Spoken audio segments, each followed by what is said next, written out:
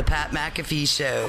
There'll be no rules for our guests, for us, for the things we can talk about. Yes, speaking his mind. I've never had a problem expressing my opinions or my thoughts or anything like that. While being relatable. I haven't had that manufactured fake-ass celebrity that a lot of people have whenever they go on those big networks. I've had a chance to really build my crew, build my following, build my audience. And ridiculous. What am I supposed to do? So I'm supposed to look at something that I can definitely afford and say, nah. Is that what I'm supposed to do? The Pat McAfee Show starts in 3, 2, 1. Good afternoon, beautiful people. It is Wednesday, February 10th, 2021. This sports show we have for you on Sirius XM today is going to be average to above average. Just keeping it rather real to begin this show. There are some things cooking in the sports headlines. We do have some guests. Patrick Queen, who came in third in Defensive Rookie of the Year voting, will be joining us in about 20 minutes or so. He was not happy about being voted third. I got a lot of respect for that. Somebody that wants to win Rookie of the Year. He was somebody who would have been available for the Green Bay Packers if they wanted to trade up and maybe help lift something they would have needed to get past the NFC Championship game. Instead, they get Jordan Love. We'll see how that pick fares. But there was a lot of other people that could have passed or picked Patrick Queen and decided to pass. He was a monster at LSU. He came into Baltimore and made plays early. Cannot wait to chat with him about the culture in there. There's a lot of conversation revolving around the Ravens today as well, as their offensive lineman is looking to get traded because he wants to play left tackle instead of going back to right tackle. Orlando Brown, who moved over to left tackle from right tackle about 8 weeks into the season as Ronnie Stanley got hurt. Orlando Brown played great at left tackle. Now he is saying, hey, listen, I want to continue to play left tackle. You need to get me out of here. They're like, no, we're moving you right back to right tackle. We got Ronnie Stanley here, who's great. We got you at right tackle. We got a couple other guys. We got to make up for Yonda leaving, which is a bigger problem than a lot of people thought it was going to be. Can't have it. He's like, no. The difference between what left tackles get paid and the difference between what right tackles get paid is vastly different, to the tune of $5 million a year difference between the highest paid left tackle and the highest paid right tackle. Bakhtiari just set the entire thing at $23 million a year. He is getting paid for left tackle for the MVP, Aaron Rodgers. And at right tackle, the highest is like $18 million or something like that. That is a $5 million difference, which is why Orlando Brown, tackle for the Ravens, says, it's nothing about you, Baltimore. Hey, this is not personal at all. This is strictly business, to the tune of like $25 million over 5 years, a little bit of a difference. And I'm good over here. I'm never going to get to play over here with Ronnie here because Ronnie's good here. Seems like you got a plethora of talent at this one position. Go ahead and let me go. Let me spread my wings and let me go ahead and fly my ass right into a much bigger bank account. I respect this move. Who knows how that's going to pan out? Orlando Brown is just the most recent person to want traded from their team. Allegedly, Russell Wilson's team, not Russell Wilson, the people around Russell Wilson. Okay, the chef. Yes. Yep. The chef. The manager, the agent, the body guru, the strength staff, spirituality coach, the chaplain, the team, Sierra. Right. She's part of the team, I'd assume. Future. The babies, the kids, everything. Well, he's part of the old team, too. But the team around Russell Wilson. Russell Wilson has not said that he wants out. He has come out and said he's sick of getting hit or something like that, which a lot of people would, I'd assume, if you've been sacked the most amount of times in a 9-year span in NFL history or something like that to start your career. But then people go back to, the way he plays and everything like that. But his team wants him out of Seattle, it seems like. Which is interesting because now the narrative is, will Russell Wilson get traded? Because will Deshaun Watson getting traded is something that's kind of old news now that is still potentially happening. But as these players continue to allegedly want out of positions, it's great for us. The drama is great for us to talk about, but also it's hard not to talk about the reality of these situations and will it ever be able to change? The NFL contract situation is much different than the NBA one. The NBA one favors the players a lot because the NBA is 1,000% a players-driven league. Now, granted, the NFL is as well. You all saw that when XFL you watch and the AAFL and all that stuff. You need great players, but it is not set up the same way CBA-wise for the players to be able to control their narrative, control their outcome, control that. And it hasn't been for a long time. Are we seeing the transition of that? And Russell Wilson, who's the nicest guy, literally just won the best human in the NFL award with the Walter Payton Man of the Year. He's potentially going to be trying to get out of his situation. And a lot of people say it's very interesting because, to keep Russell Wilson in Seattle, they had to pay him a bunch of money.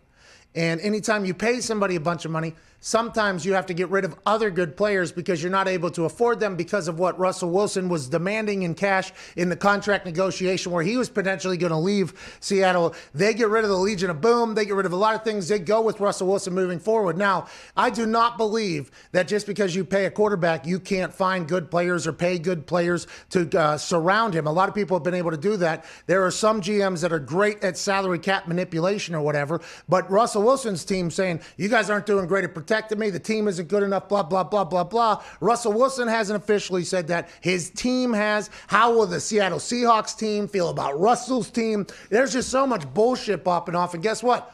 We're going to be here to talk about it. Hell yeah. There's a lot of things going on. Dak Prescott wasn't in. Here's some more bullshit.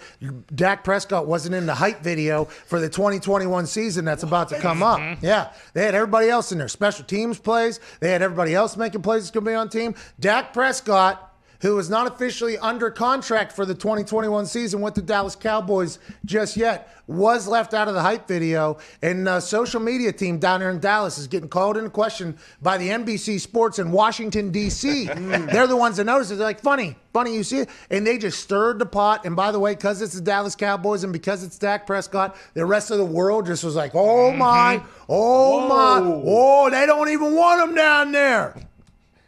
I think they do want him down there. But will they want him enough to pay him long term, or will it be another franchise tag because you don't know what he's going to be like coming off of a broken leg? And did the social media team not want to be able to not be put into a jeopardizing position with Jerry Jones either by putting him in there? And now Jerry's like, oh, now we have to sign him, huh? Oh, because you thought that'd get a good retweet or two? Is that what you thought? He is not on contract as a Dallas Cowboy next season. You only put players that are under contract with the Dallas Cowboys in that goddamn video. Is that that's the alternate?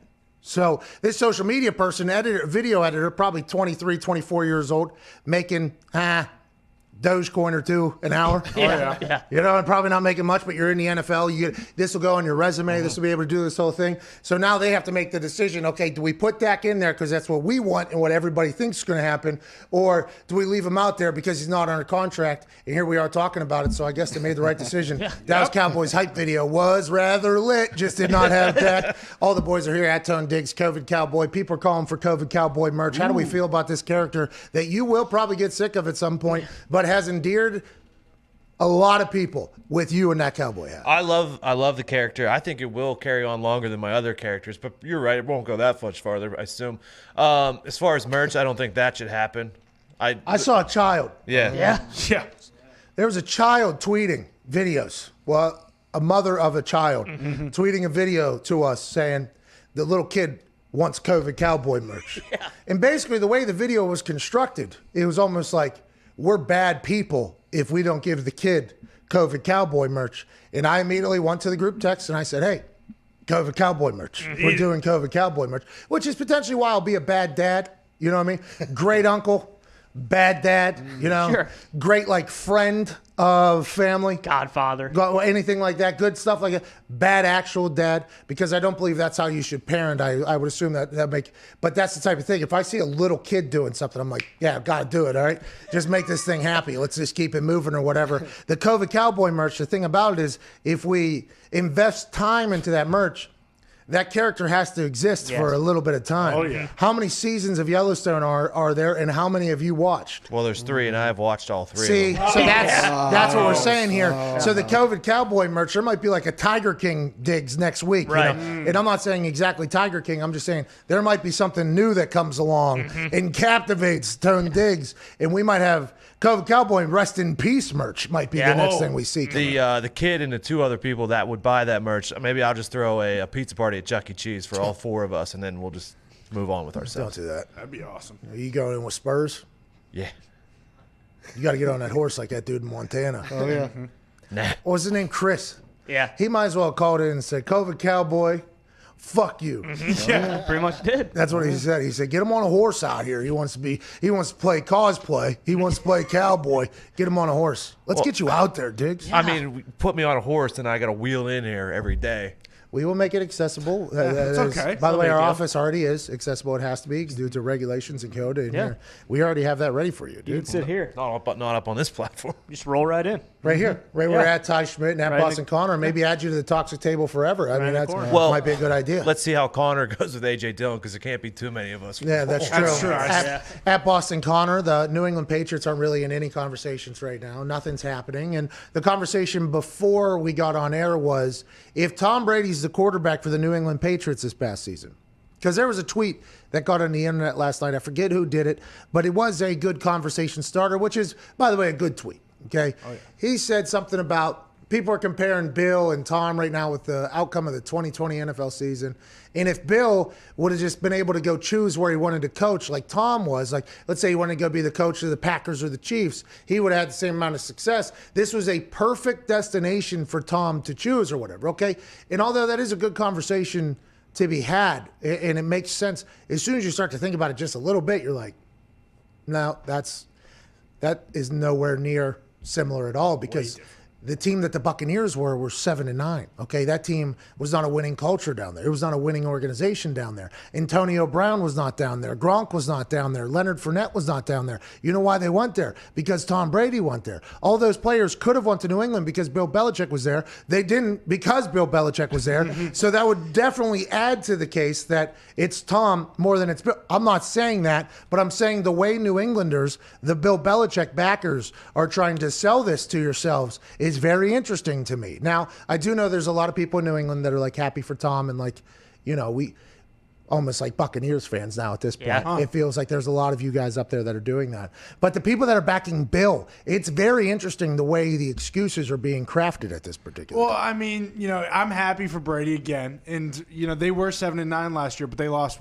7 games by 1 score because their quarterback threw 30 picks. Which, by the way, is a difference that the quarterback makes. That's a direct difference that Tom Brady makes, making it more Tom than Bill. But I understand the excuse you were trying to make there that the team was better than their record indicated, but the record indicated the way the quarterback played. So Tom coming in there is Tom more than Bill then at that particular Yeah, point. absolutely perfect. But even with Brady on the Patriots, like he was throwing to nobody. We went 8-0 2 years ago, started out 8-0, finished 4-4 because there was no offense, no matter what. And the only reason we won half our games this year is because we ran the ball for 250 yards a game.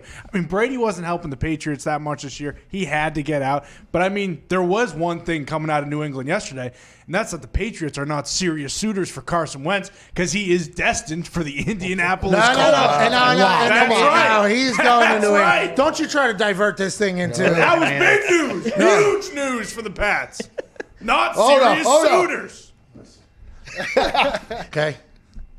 You know anything about this right here? I know all about that. Listen, if Carson Wentz comes to town, pump handle. Okay, bolt action. Whatever. Whatever we want to do. That's what this Colts team will become. Okay? yeah. We will go to the goddamn saloon with Carson Wentz if we have to. All right? Especially at this point. No Matthew Stafford. He's gone. You know what I mean? He's out of there. Aaron Rodgers, I guess he's not tradable. Shoot that dream out of the sky as well. Dak Prescott, he's probably going to get franchise tag. Russell Wilson's team wants him out of there, but you think Pete Carroll wants? No way. So who's left now, you start thinking? Well, does seem like that John Deere having, duck hunting son of a bitch who used to play good football is probably going to end up in Indianapolis. And if Chris Ballard makes the decision, I trust Chris Ballard, okay? Of course. Chris Ballard makes decisions where when those ducks fly, they don't get shot. You know what I mean? They just continue to continue to go. That team, if they get one quarterback, and if Carson Wentz can resemble a little bit of Andrew Luck, and maybe even a little bit of what Carson Wentz used to look like, the team will have success. Will it be enough to go win a fucking Super Bowl? Don't think so. Probably not. But if Carson Wentz comes back and does Frank Reich, you know, the entire, you know, baptized thing and the whole Frank Reich bring the whole team together like DeForest Buckner was talking about, I do believe Carson Wentz is inevitably going to be a Colt now at this point. It is something, a realization I have, you know, just faced right in the mirror numerous times this week. Yeah. But I do believe right now Chris Ballard is telling them, you are not going to take down the rest of our team. Okay, we're already taking on massive salary cap hit with this guy. We're not giving you ones. Okay, we're not doing that whole thing. He is Goff, not Stafford. And hopefully that's how this whole thing will pan out. Well, and the best part about Carl Wentz is that no matter what, he's going to one of the two teams in this room. He's either going to be a Colt or he's going to be a Bear. So we'll have fodder for him all year. All lies. At Viva Lazito sitting on the incredible couch. The Bears allegedly did not make any offers, says Not a one. Bears blogger. But who's giving the Bears blogger that information? Pays Is it the same person that's giving everybody else the information? Because everybody's painting bullshit out there. At Ty Schmidt, it does seem like Aaron Rodgers will be the Packers quarterback for the time being, for at least maybe forever. Big Dog was quoted in TMZ as saying Aaron's never getting traded. He is Green Bay. Is that how you feel about this whole thing? Yeah, absolutely. I mean, well, What about Russell Wilson if he's available? Ooh. Is that why you wore the Yankees hat? no, I didn't even think about that, COVID Cowboy. You're 100% right. baseball season's right around the corner. I mean, so that's why I put on the Yankees hat. But I mean, we talked about it. If Russell Wilson is actually a man of God, he lets everyone know, that he is, and he's a great guy and everything. If that's the case, he needs to go down to Houston. I mean, you see what's happening in Houston. It is just exploding at the seams. And, I mean, him and Jack Easterby, it just seems like that is a match made in heaven. So that's what I think about Russell. Raj isn't going anywhere. He's not going anywhere. I just hope that now this offseason we actually do some stuff to help him out, which we seem like we didn't do last year. And by the way, don't want to bury the offense for the Green Bay Packers because the offense is unbelievable. And defense made massive plays in moments, but there's nothing wrong with adding, okay? Look at the Chiefs. Look at the Bucks. Exactly. Look at these teams that are at the top. They add great players. Like that, hey, the more great players we can get in here, the better. And by the way, there's enough balls to go around, and we have enough plays to be made on defense if we have to rotate this whole thing. It's very obvious the teams that are trying to really make a run and who aren't, especially in the modern day with the way everything works now. I'm also excited to see which guys become cap casualties who are maybe like a little bit bigger names but are going to command a cheaper contract because they really don't have that much money. But I think there are a couple guys out there that may, end up flocking to Green Bay, hopefully. So we'll really? see. You think this is potentially a ring-chasing situation in Green Bay with Aaron? Why not? The only issue is, will your front office make the plays to go get those guys that are potentially ring chasing? Because there are numerous teams that are currently in the ring chasing world. Okay, add the Rams in there as well because I think they're potentially going to be looking for people to play cheap. That's Los Angeles. Very nice weather. Tampa Bay also going to be in this nice for the weather. next couple. Very nice weather, very warm. You got Tom Brady. Kansas City Chiefs. They got a guy they won. I assume people are going to try to go there. Aaron Rodgers has one, is a guy, but in that entire pecking order of recruiting, whenever it comes to front offices, I'll be intrigued to hear how BA and Matt Light compete against McVay, who allegedly is down in Mexico with Matthew Stafford as that whole thing was going on. Andy Reid, Patrick Mahomes. It basically what? You got Aaron Rodgers calling people saying, hey, is there any way you want to come play? That's what it seems like it would have to be at this point. Yeah, ultimately it's tough. I mean, we talked about it the other day. If you're a free agent guy and you've been in the league for a long time, I don't think going to Green Bay and that weather and everything is something that's necessarily desirable. But, I mean, we'll see. Who knows? Hey, by the way, let's say I'm a wide receiver that's really good at football. I've already been paid. Give me Aaron fucking Rodgers throwing me the ball. Yeah. For sure. Plus, your they got career. that defense coordinator that's ring chasing up there. They got hit the nail on the head with that hire. Yeah, that's the thing is whenever you get a coach that's also ring chasing, who's been at the very bottom of his profession, once he gets a chance to see the top, that's going to be a moment of watching him be happy. Yeah, I'm excited for that. Don't know if we'll ever get it. I think he may get shit canned before that happens. But if that doesn't happen, again, I don't know anything about the guy. We'll see. I mean, his resume indicates that he stinks. But we'll see. I'm excited. We have to get to a break. What he was talking about with the Houston Texans organization bursting at the seams, it was the fact that the president of the Houston Texans, who's been the president for 20-some years at this point, resigned. Yeah. Get me out of here, he said. Now, Jamie Roots, I assume, has a non-compete and probably a gag order of some sort. He cannot speak about an NDA, non-disclosure. I assume there's a lot of things he's not allowed to talk about. So maybe look for anonymous sourced articles to be coming out somewhere, potentially from numerous people that have been burned by this whole situation happening in Houston. Allegedly, Jamie Roots, the former president of the Texans for 2 decades, he wanted to resign immediately following the general manager search, in which Jamie Roots and Andre Johnson and a couple other people who were tasked with this to find, different potential suitors for the general manager role. Allegedly, their list was picked up, looked at by Cal McNair and Easterby, and thrown directly into the trash can. That is what Pro Football Talk Mike Florio is reporting. He wanted to resign immediately upon that happening. They asked him to stick around so it didn't look as bad for the Houston Texans organization. Good news, kick the can down the road. Organization still looks bad. Fired PR person for a long time. Equipment manager that everybody loved. President's resigning. Deshaun Watson wants out of there. J.J. Watt is potentially on the road. And Jack Easterby's praying for everybody. We got to get to a break. On the other side, we got Patrick Queen of the Baltimore Ravens joining us. Be a friend, tell a friend. Also, some of your phone calls after. 1-888-MAD-DOG-6. We can't wait to chat with you on this beautiful Wednesday, February 10th. You got about 4 minutes. We'll see you on the other side.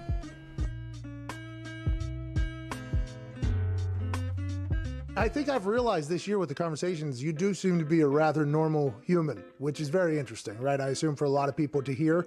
AJ said, no, you are not a normal human. But because all the stories about you before this year, to be honest, a lot of people, the way they believed is you were the smug king almost is what the thing about it. And then getting a chance to chat with you, it's like, well, that's not the case at all. How is that like something you have to focus on? I assume it gets hard whenever you're hanging out with, Scott Stapp is hanging Aaron Rodgers jerseys up in his goddamn office. That has to be pretty weird. Well, look, I think that's an interesting thing to talk about. I think a lot of times, people have said things about me, and it's been the same few people, and that's been kind of the prevailing story or thing that's reflected on. I think for me, I talk a lot about the work I did on myself. It was nice, and it wasn't intentional. Like, I didn't sign the show to have, and you guys know, we've talked about this off air, but there wasn't some agenda doing this. It was fucking talk to Pat and AJ every week. Yeah, it sounds pretty awesome. It has been, by the way. It sounds amazing. But what it's allowed me to do is, I think, silence all the douchebags out there who were, talking for me and making themselves more relevant by using my name or running with stories that were not really based in any type of fact. And look, I've grown as a person. I've said things and done things that I wish I'd handled a little better. But this was a great, natural, authentic, whatever, whether it was 15 minutes at the stadium or 45 minutes, to just bullshit and have a conversation. If you're a friend of mine, if you know me, I think this is about as normal as interaction you're going to see from me. It's not a lot of BS. You're not going to hear cliches and garbage. I'm going to, shoot from the hip mostly. Tell you as much as I feel comfortable telling. I feel like I've been as honest as I could be. I've told you guys a lot of fun stuff. That's fun for me because then I don't have to maybe rehash it on a Wednesday, or people get to see a different side of you that maybe they didn't even know was there or didn't think was there. And it's been fun for me. I really have. I've appreciated every single week we've done these. And like I said, the best part is there was no agenda. There was no plan. I mean, even us, we didn't know we were going to go 10 minutes or 15 minutes or an hour. We just started fucking talking, right? And then this came out, and it's been a lot of fun.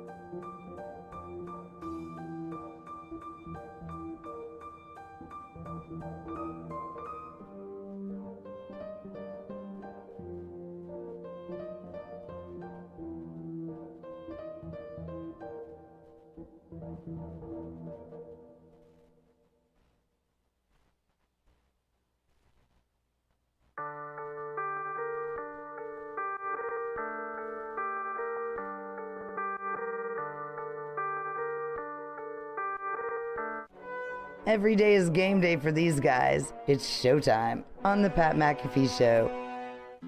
Every day, dude. Every day, dude. That's right. Game day. Especially today. That's kind of a lie, though, because I don't know what they're saying. There's some words they're saying in a language I don't understand. I'm just saying. Welcome back. This show stinks. Joining us now. That song is a heater, though, by the way. Marty Vicks. Monarchy. Say that one more again. Monarchy. Bad Bunny back. Bro, he does sound like while you're walking through New York, there's somebody yelling in Spanish. Oye, papi. Yeah, like that is. Grew up in New York. Probably was that guy that I've heard numerous times. Monarchy. Joining us now, a man who got third in Defensive Rookie of the Year voting. Absolute bullshit. Bullshit. Yeah. Absolute bullshit. We don't like it from the Baltimore Ravens out of LSU, ladies and gentlemen, Patrick Queen. Yeah! We don't like it. We don't like it. Not one bit. What's up, guys? Hey, Defensive Rookie of the Year voting. I like the fact, let me tell you what I like. I like the fact that you were upset. I like the fact that you voiced that you were upset, put it out into the world, letting people know, like, okay, I'm going to remember this. What are we doing this offseason so that this type of thing never happens again? For instance, Darius Leonard, his rookie year, didn't even get voted into the Pro Bowl or anything like that. He was an all-pro. He took it. He literally put it on his shoulder. Offseason, he came back all-pro yet again, Pro Bowl, that whole thing. What are we doing this offseason, Patrick? What are we changing? Is there any new workouts we're going to do? Any new film study? Or are we just going to come back and kill people next year, Patrick?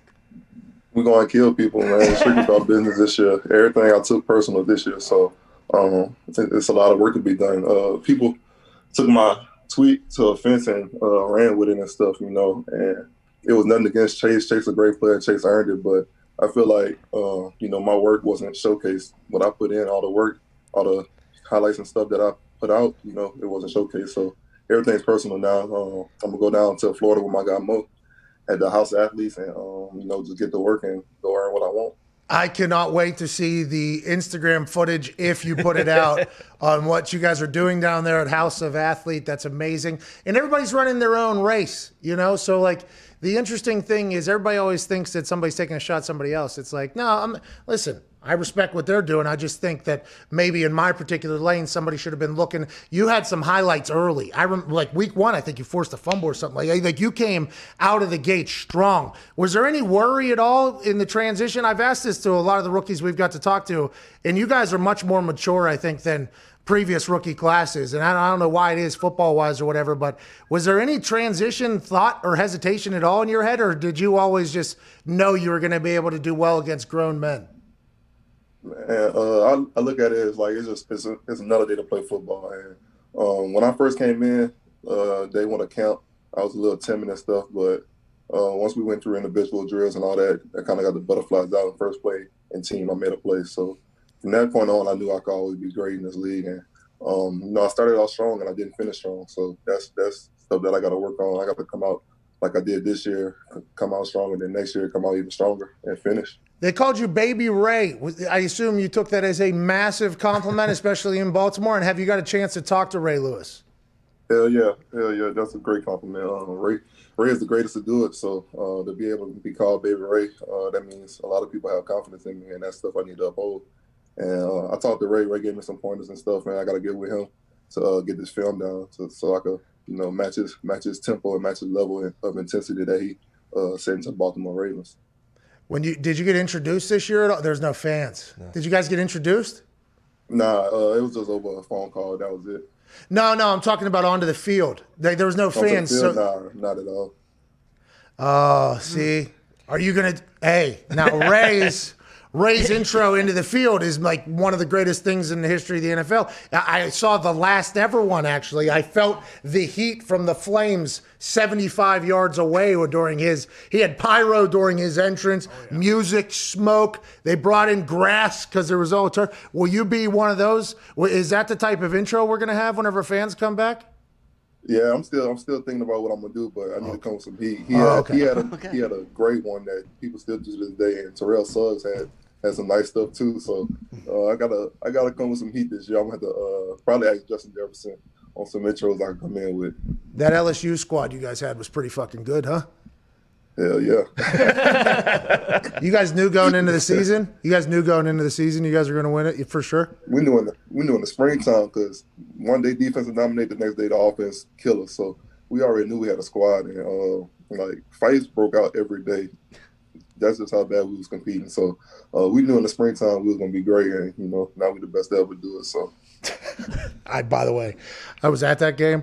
I thought early, first half, thought we were potentially going to lose that thing. Then Joey Burrow gets a broken rib, right? Then he goes in halftime and comes out on the other side. A massive performance in that whole thing. Now you're playing against Joey Burrow twice a year or whatever. What do you take away from practicing against him every single day that'll help you in the NFL? Like, such a stupid question. But what is it like getting a chance to see him, but not only transfer into LSU, do his thing, become the player he is now? He almost died this year like 4 times from different shots that he took this year. But what is it like to kind of be in the same division, and you two will see each other as you go here, and that's going to be a pretty cool little correlation going forward. Yeah, Joe's my guy. Joe, day one came in.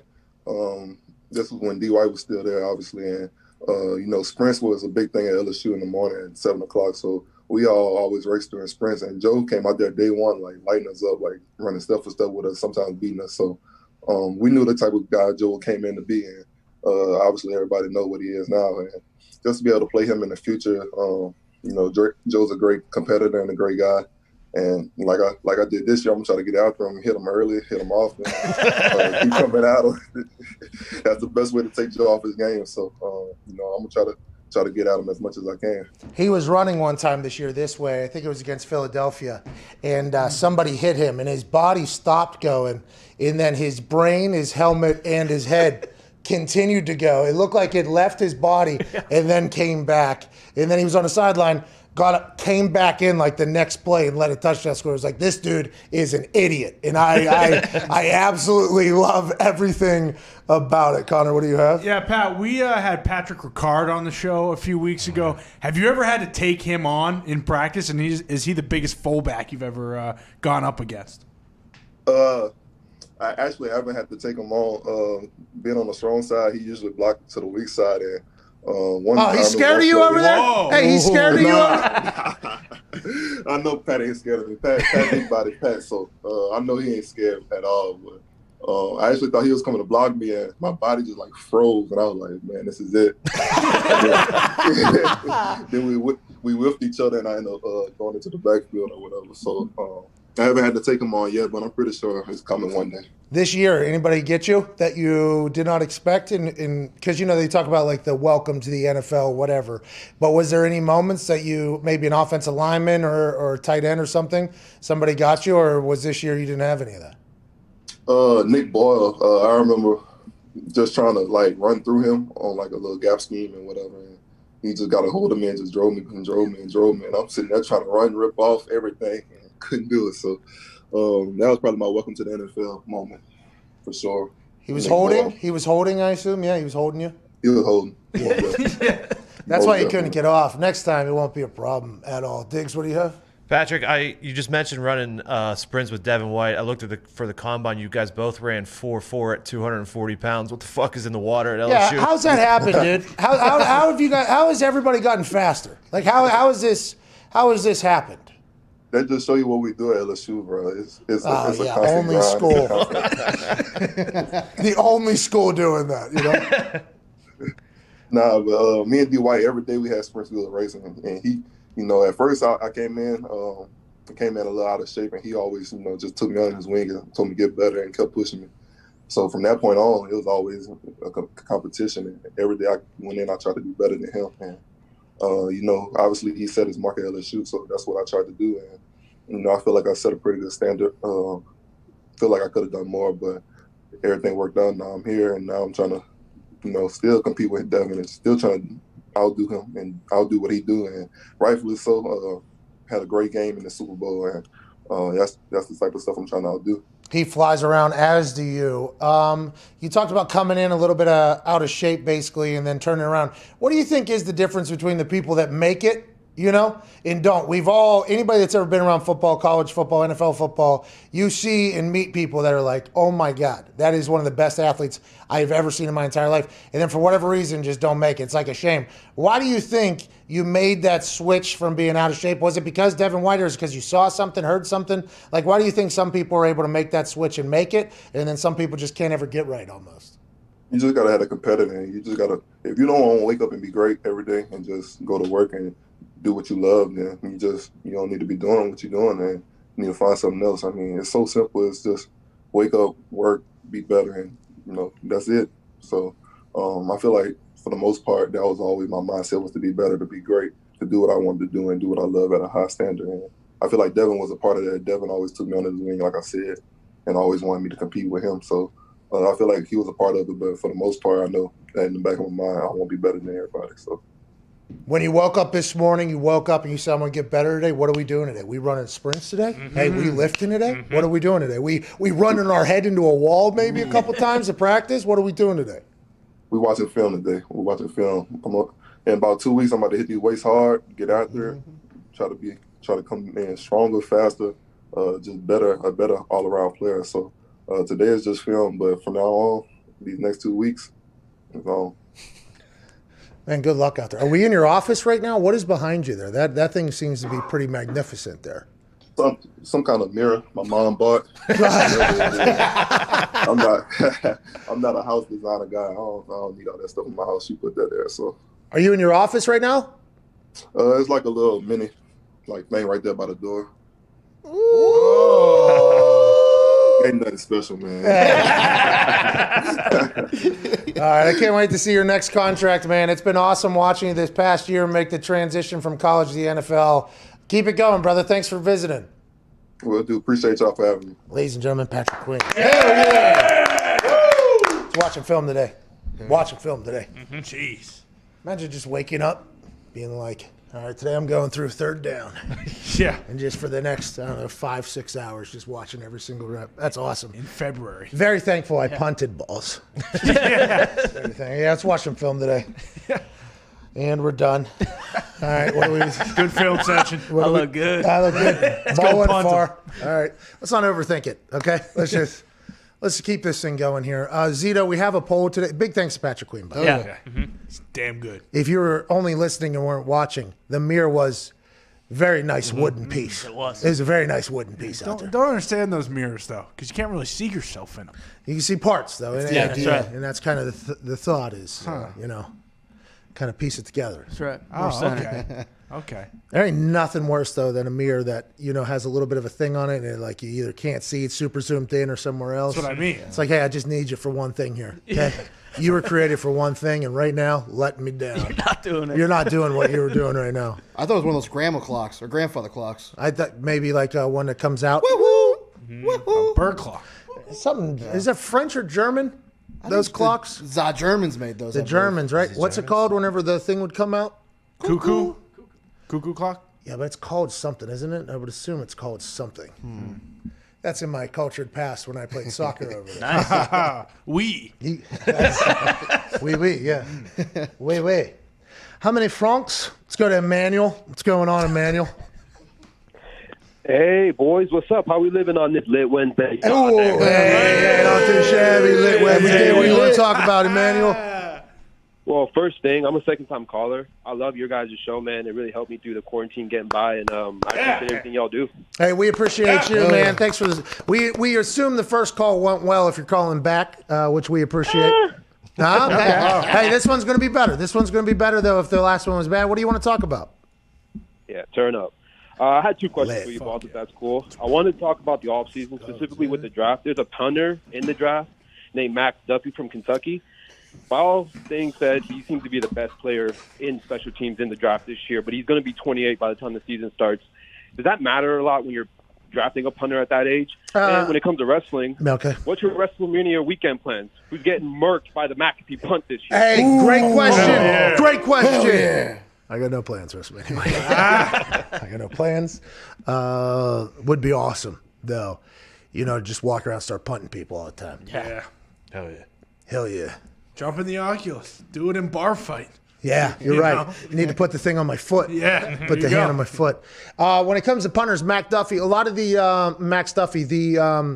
Aussies are a little bit older because some of them have had full careers in Aussie rules football or have learned about football later in life where they can kick at an American football, which is much different than what they have. So this is Max Duffy's an Aussie, and you watch college football, a lot of Aussies, okay? Mm-hmm. It's because their national sport is called Aussie Rules Football. That's my name, but this is their ball. Sharon!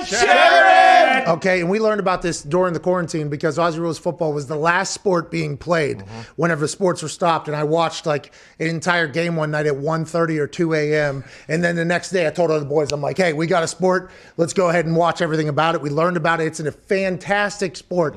It's not rugby. I always thought it was rugby because when these Australian punters would come over to America, which has started happening, Darren Bennett did it way back in the day. Savroka did it for the Eagles. There's been numerous back in the past, but now it's starting to become like an entire thing. And the commentators will always say rugby punt, right? And even whenever I was doing it, we called it the rugby punt, which I adapted in college. I started doing where we would run and punt on the run, basically. You see a lot of colleges, and all the commentators go, it's rugby punt, it's rugby punt. So I always thought what they were doing was rugby. Then I met one of the blokes, okay? And he said, no, it's Aussie Rules Football. It's much different.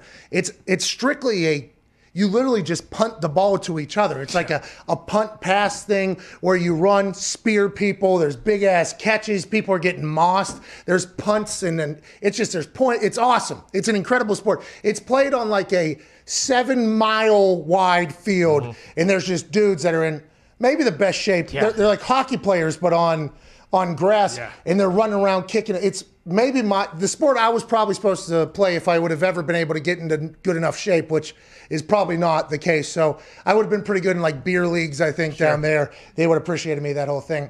But Max Duffy, I would assume since he's 28, he had a pretty good little career in Aussie Rules Football. For whatever reason, either fizzled out or stopped doing it. Learned about Pro Kick Australia, which is this academy that is down in Australia that teaches them how to punt an American football, which is vastly different if you even see by the shapes here, okay? This one much more rounder at the bottom. And this one a little bit fatter in the middle, skinnier at the top, so it has a smaller sweet spot. Still can be used to kick the same exact way. But a lot of these Aussies, they're not going to hit a 20-yard shank, but they're also not going to give you like like a monster booming ball, but they'll be so consistent. And you see with Tommy Townsend in the Super Bowl, hits that 20-some yard shank or whatever in his end zone, which I hope he gets passing. He's going to have to if he wants to continue to make money. The Aussies, since they've literally been kicking balls since they're like 4 or 5 years old, they're very, very consistent. But I will not say that they have stronger legs than everybody on earth. I won't say that. I think they're just some of the most consistently good punters of footballs that the world has ever seen before. And I think Max Duffy, no matter his age, it will not matter if he'll be able to transition into hitting a higher ball. Michael Dixon's been able to do it. He's incredible for Seattle. There's a lot of other Australian guys that have made it into the NFL recently. That's the only thing that matters, not his age, especially at punter. Do you think that's the reason why there are only punters really from the AFL and not field goal kickers? Yeah, because they're just punting the ball. You want to go have a kick, they say, like as a kid. Yeah. Instead of playing catch, they go have a kick. They just punt the ball back and forth to each other. It's awesome. It is. And the sport is very entertaining. Yes. Very incredible. Got to work on the start time. Yeah, if it was on. Yeah, their clock is much different. More digestible time. We fell out of love with Aussie Rules Football, not because we lost interest, but because we lost will. And the will is to wake up at 4 a.m. to watch their games. It's like, hey, I love it. I'll watch the highlights on social media platforms, but I don't know if I'm changing my entire life to watch these games. It's tough. It's very tough. Especially when you got a good squad. You want to, but seriously, I might have to pick a new team, by the way. My team's going through some real shit. No way. Come on. No. Collingwood? Yeah, Collingwood. Allegedly some real shit's popping off there that I do not want to be associated with. Sure. Coxzilla not playing anymore. Coxzilla is still playing. Had a massive comeback end of the season. Had a little bit of a rough start because he had a blown fucking knee. Take it easy on the guy. I wasn't sure if they were letting him go. Dak Prescott situation. Well, I wish they would, by the way, so he could go to another team so I could be a fan of another team. Brisbane, maybe. Yeah. Oh, come on over to the Eagles. Anyways, Aussie Rules Football is awesome. It is awesome. It is just, it's impossible to get up and watch. But a lot of people think soccer players will just be able to make the immediate jump into being NFL kicker. Not true. Two different styles of kicking. Just like it's not necessarily true if you're a great Aussie rules football player, you're going to be a great NFL punter. But there has been a lot higher success rate with that particular funnel as opposed to the soccer into NFL funnel, because it's different styles of kicks. You're not going to hit, you're not going to swing a baseball bat in a golf club the same way. No. I mean, they're both swinging things. That's what people think whenever it comes to kicking things. They're like, you're just kicking something. It's like, okay, vastly different shaped balls, different sweet spots, different swings. Can you adjust? Probably, if you're able to do that, but not necessarily. There's been a lot of great soccer players that have stunk at kicking footballs. And on the flip side, there's been a lot of great football kickers that stink at kicking soccer balls. It's just whether or not you got it. I was very lucky. I just made a natural transition over there. Very natural. Very, very natural for me. But that was because I sharpened the axe on the wall inside of my house. That's right. 4 or 5 hours a day. While Jay was playing solitaire and video games. My boy Jay. What was I doing, Jay? What was I doing, Jay? Breaking windows that you were sitting next to. Oh, yeah, for sure. Yeah. Jay's sitting there on a computer, window right here. Brick wall I'm kicking on right here. Thud, thud, thud. Jesus. Good kick, Pat. I had good power behind it for sure. The day I broke the window, I thought I really had the juice. I was like, oh, shit. If I could take down a house. Here we are. That kid from Houston is an Aussie rules football player too, right? The punter? Yeah. Dane Roy, I believe his name was. Yeah. He was older as well. I don't know if he's going to make the jump to the NFL. I hope so. But I'll tell you what, you just put me on an Aussie punter quiz right there, and I'm pumped that I remembered him because he was an electric factory. Yeah. Oh, Dan Roy down there in Houston. He was like a fan favorite. They said if the name, image, likeness thing was available, he'd probably be like the second most requested guy to go get autographs and stuff because they love him down there. He used to work in an ice cream factory in Australia. Oh, I love that. I think he either was selling ice cream or worked in an ice cream factory in Australia. Then he learned about what everybody was doing. He was like, I used to be pretty good at Aussie rules football. He's like, he's older as well. Just came on over, never went to school. So it's like, yeah, you're at your stopwatch that you have for academics, college sports is like 5 years from when you start. But then there's gray shirts, there's blue shirts, there's red shirts. There's all these shirts you could potentially get in there that could extend it. But all these Aussie guys, they don't do any university or anything. So their clock never starts. So they just come over whenever. 30 years old, 31 years old, just coming over and like, yeah, I'll punt for the team too. I get a free scholar, I get to school for free. Yeah, no problem. And it's kind of become a thing. A lot of American punting and kicking camps do not necessarily love the fact that a lot of scholarships are being taken by 25, 26, 28, 30-year-old people because they're competing against the 17, 18-year-old American kids. And it's like, hey, the rules is the rules. It is tough. And if I was a 17-year-old kid, I think I would want to compete against them. Yeah. Personally, I would want to do that. I don't know if I'd be able to keep up, obviously, because they're grown, but different situations for everything. Have your kids go sell ice cream for 8-9 years. Yeah, smart. You know what I mean? And then try to get back into college, just like these Aussie guys are doing. Get him on a wall. Start kicking the damn ball harder than if you're pissed about it. Wait till he's 30. Yeah. Okay, keep training. Maybe that's the path. My dad would probably be pissed, I'd assume, if I lost out a scholarship because of a 30-year-old, though. Yeah. And I made a comment about this one time about how, there's a lot of these older guys coming in and they're competing necessarily against 17-year-old American kids that are trying to get scholarships here for kicking and punting. And I didn't say it as a negative because it's like, well, this is kind of how it goes. And if we can create a great opportunity for somebody from another country in our sport that does well, I think that is kind of great for all parties involved. It's a good story. It's great for our sport. It's great for them. But then you start thinking I don't know if everybody in Australia knew that some of these guys were doing this as well. I don't think everybody knew that they were potentially competing against 16, 17-year-olds for scholarships. But hey, rules is the rules, dude. Protocols is protocols. I thought you were going to say Tim probably wouldn't have been too happy, keeping you home till you were 30 and then sending you out there. All right, it's your time. You're ready. Go kick the ball. By the way, I'm 33. Okay, Max Duffy's 28. Yeah. Okay, I've already retired for 4 years at this point. All Pro Bowl type stuff. And he's 5 years younger than me or whatever. That's pretty wild. That's pretty wild to think about. Imagine me at 28 competing against some 18-year-old kid. Yeah. Exactly. That's what I fucking thought. You retired when he Red started shirt. college. Now, hey, you're getting red-shirted, kid. You'll lose your scholarship, too. That'd be awesome. Maybe I go over. Nah, Well, my knees. Can't do it at this do it. point. Can't do it. plus those hits they take. I would be okay with that. It's the running in the running. They run so much over there. I was thinking the low hit would just be detrimental. To Oh some yeah, but I'm going up for a big jump. Yeah. Specky, Specky. dude. Big time. Specky. Big time Specky. Let's go, Ryan in Colorado Springs. What's going on, Ryan? Having a good day. How y'all doing? Not too shabby, man. Just, enjoying this beautiful Wednesday, February 10th. What do you want to talk about here, pal?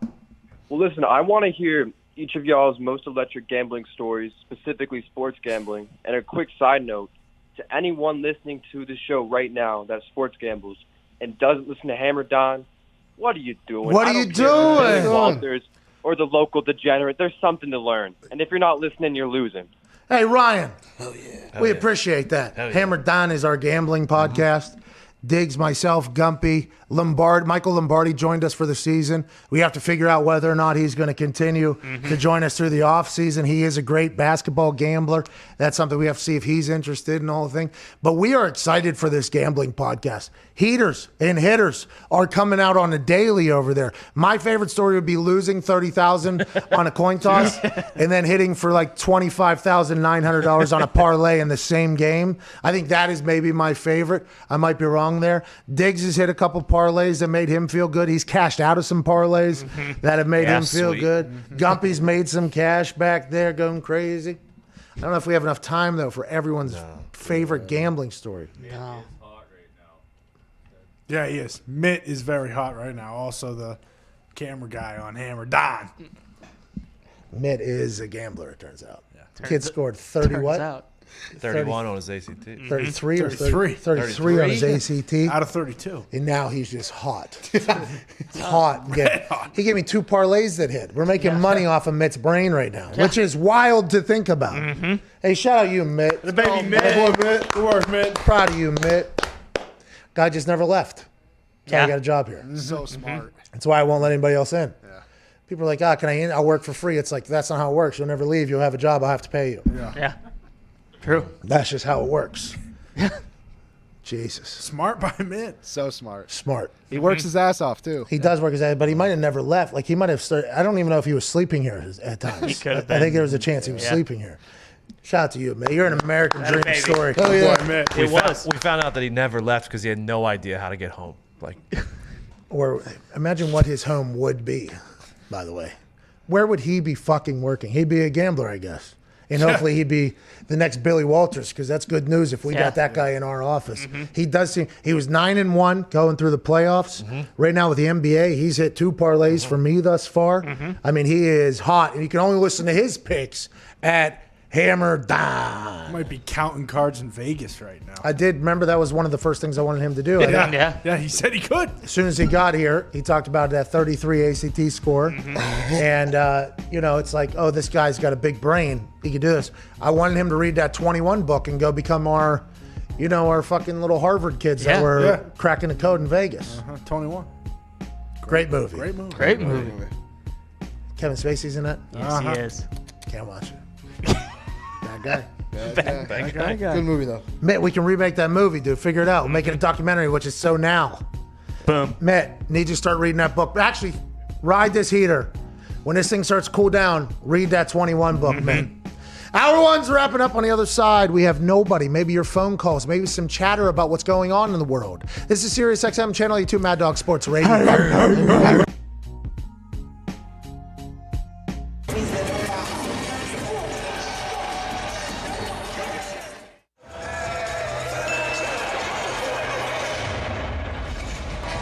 Los Angeles Lakers, welcome to the Blender, the home of a team and a fan base on a playoff push the likes the world has never seen before. Crescent City, get on your feet for tonight's starting lineups, brought to you by Sprite, an incredibly refreshing drink. Starting at forward was the number 2 overall pick in the 2016 NBA draft. Now he's an NBA All-Star, Brandon Ingram. At forward, this man has been dunking on little white kids on the internet for 10 years. The incomparable, unstoppable, 6'6" phenom, Zion Williamson. At center, standing at 8 feet tall, from Georgia Tech, number 22, Derek Favors.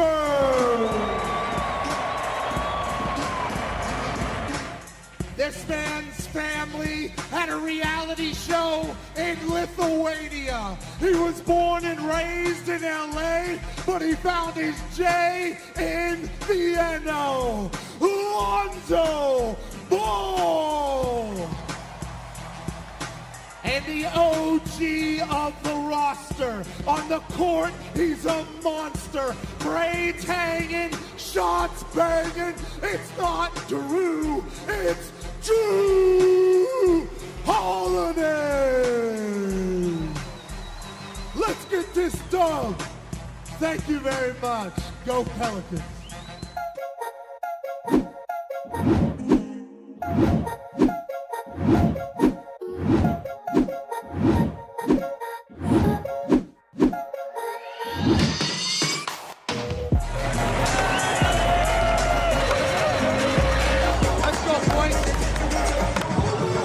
Tired of me right now. That's how you play basketball.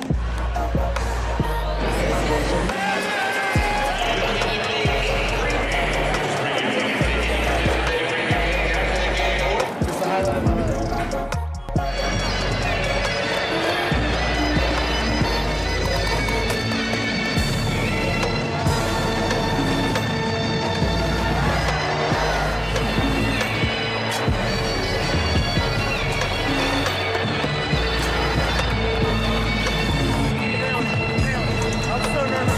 This will be a 5-bowler from the Red Panda. Up we go. Yes! Yes! Yes! Red Panda!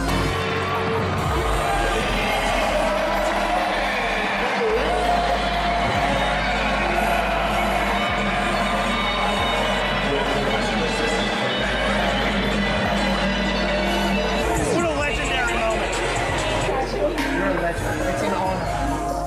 Right, so mission accomplished, right? Come down, intro some players, throw some balls to Red Panda, fly back to Indianapolis. Success story, Foxy. What a fucking night. Travis called heads. No! Sorry. You're not sorry. I'm sorry that it worked out this way, but I told you. You're not I had sorry. to trust my instincts. You asked me what I thought. I thought it was going to be heads. I didn't What about wanna have Travis to pick it. I Kelce didn't know going you out put there? 30K on it. Yeah, I mean, was that the cleanest toss of all time? No, it was terrible. But that thing took one bang straight in. What a horse shit toss. They watered the field. Old Notre Dame versus USC. They raised the grass. You son of a bitch. We all know that wasn't a fair coin toss. No, it was They should not. redo it. It was a lot worse than 50-50 after fucking watching that thing. Mm-hmm. A lot of people say that's why you don't bet 30,000 on a coin toss. You know? Seems like a reasonable thing to bet 30K on. Because you got no control. You got no control, guys. So I guess not even like a thought could go into it. Well, Christmas is canceled. Yeah, we're giving away a lot, but nowhere near as much as we once had thought. No. Remember that double 70K? Take it back. Yeah, for sure. FanDuel just made so much money right there. Use.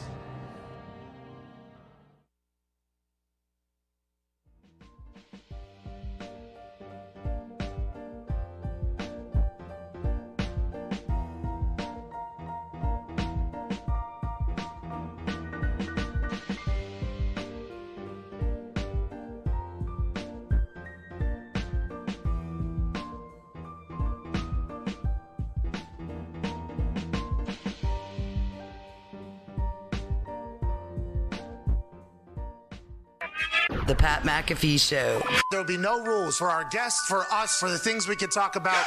Speaking his mind. I've never had a problem expressing my opinions or my thoughts or anything like that. While being relatable. I haven't had that manufactured fake-ass celebrity that a lot of people have whenever they go on those big networks. I've had a chance to really build my crew, build my following, build my audience. And ridiculous. What am I supposed to do? So I'm supposed to look at something that I can definitely afford and say, nah. Is that what I'm supposed to do? The Pat McAfee Show starts in 3, 2, 1. Welcome back. Welcome back. Welcome back. Hour 2 on this Wednesday, February 10th, 2021. We'll begin right now. A lot of things happening in the sports world. Where's Russell Wilson going? Does he want out of Seattle, or is that just noise surrounding Russell Wilson? Adrian Peterson allegedly wants to go down and play for the Tampa Bay Buccaneers, celebrating with his Tom Brady jersey, saying, hey, listen, I still got it. They rode me in Detroit. Now, we didn't win a lot of games, but I had a lot of yards and made a lot of plays alongside Matthew Stafford. I still got it. Don't you worry about it. Just like everybody else down there, I've taken care of my body. I'm ready to get a ring. Go on and bring me in there, which is interesting because Leonard Fournette is a free agent. Will he go get paid somewhere else, or will he negotiate a deal to come back to the Buccaneers after what he did in the playoff, and then what he did in the Super Bowl, and what he did for my parlay specifically on Sunday might warrant a massive contract from somebody or a big contract from somebody? Will the Tampa Bay Buccaneers do that, knowing that a lot of people want to get to town, like Adrian Peterson, for instance? Now, is Adrian Peterson the same guy that was with the Minnesota Vikings, MVP, rushing for 2,000 yards?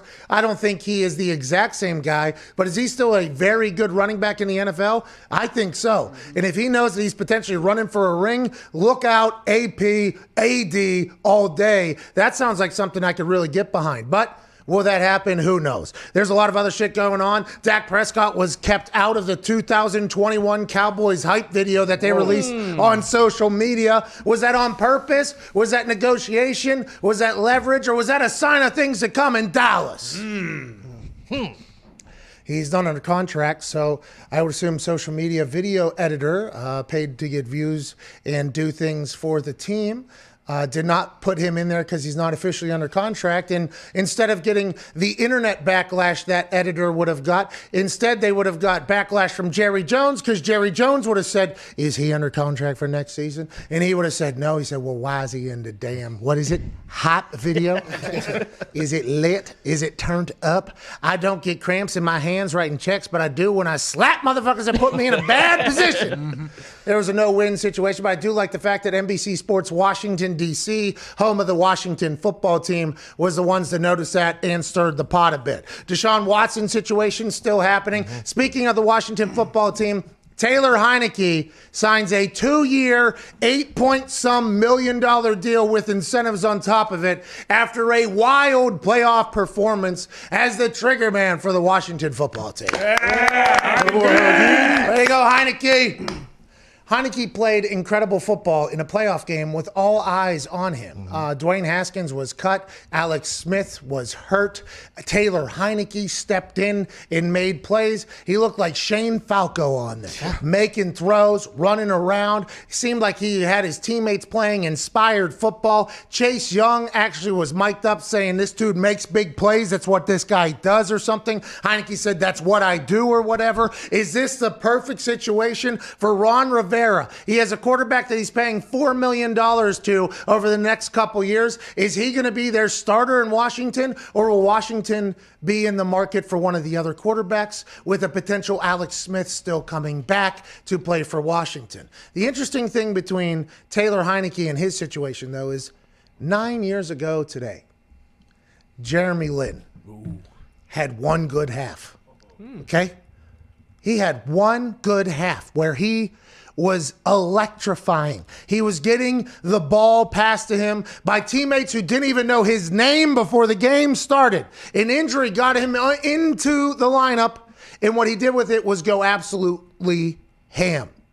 For the next month or so, he did it with the Knicks. Then he automatically gets signed somewhere else to a big contract. Houston, I believe. He goes down to Houston. Then he's in L.A. Then he goes to, I think, overseas and plays. Makes all this money because of this one little run that went crazy. Congrats to Jeremy Lin and Linsanity. I was a part of the Linsane fan posse. Mm-hmm. Hell yeah. The Linsane fan posse. Yeah. Instead of the... You get it. But anyways, Taylor Heineke, same thing. This guy had one game. Now he gets $8 million. It's like whenever you're practicing and you think to yourself, okay, I make this shot, I get $8 million.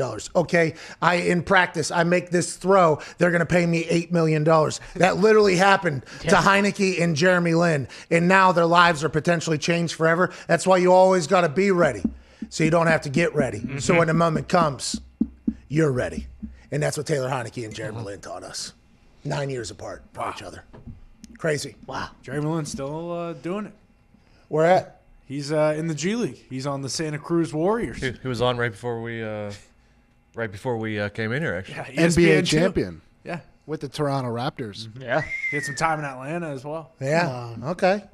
Playing? Journeyman. Is he playing? Yeah. He's starting. He's a big locker room guy, too. In the G League? Uh-huh. Okay, yeah. Okay, in the G League he started. Correct. Okay, let's go back to all the other teams we talked about. Jeremy Lin playing in the NBA?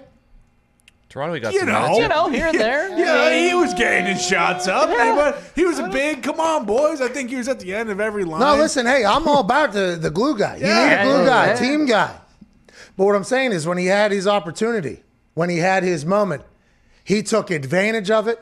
He was on the cover of Time magazine. I mean, he got his whole thing. That's what you got. Taylor Heineke, same story. When he had his moment, took advantage of it. All eyes were on him, playoff football. Played probably the best football he's ever played in his life. Now he's getting paid for it not as much as, the starting top-tier quarterbacks, but $8 million. I would assume Taylor Heineke had no idea that was potentially in the very near future in football when, week 13, week 14 of the NFL season this past year, and all of a sudden he's a multi-million-dollar guy. Yeah, a little bit better than his backup XFL contract, I would assume.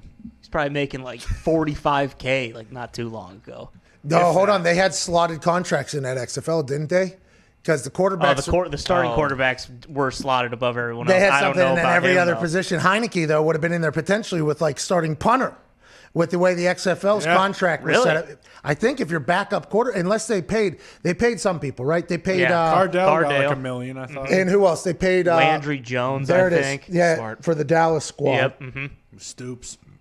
Stoops got paid. He's actually an investor, I think, right? Didn't they give him a percentage of the league or whatever? Still looking for that. I believe he is owed money. Yeah, that percentage, unfortunately. Is The Rock pay it? No. So whenever you buy a operation, You organization, assume that debt. you assume the debt. Yeah. So Dwayne Johnson's paying Mike Stoops right now. So Teremana is paying Mike Stoops right now. Teremana, yeah. Bob Stoops. But did they file bankruptcy? Because once you file bankruptcy, those people are owed. But if you're bought in the bankruptcy process, do you pick up the... I think it went to auction before true bankruptcy, right? Was that the deal? Yeah, it's like, do you assume the debt? I would assume that you assume the company and the debt. I'm not 100% certain, but The Rock works harder than anybody, so he knew that was going to happen. yeah, I mean, he's got Stoops' share just sitting in one of his bedrooms. You can just hand to him. The Rock? Yeah. At this point, I think so.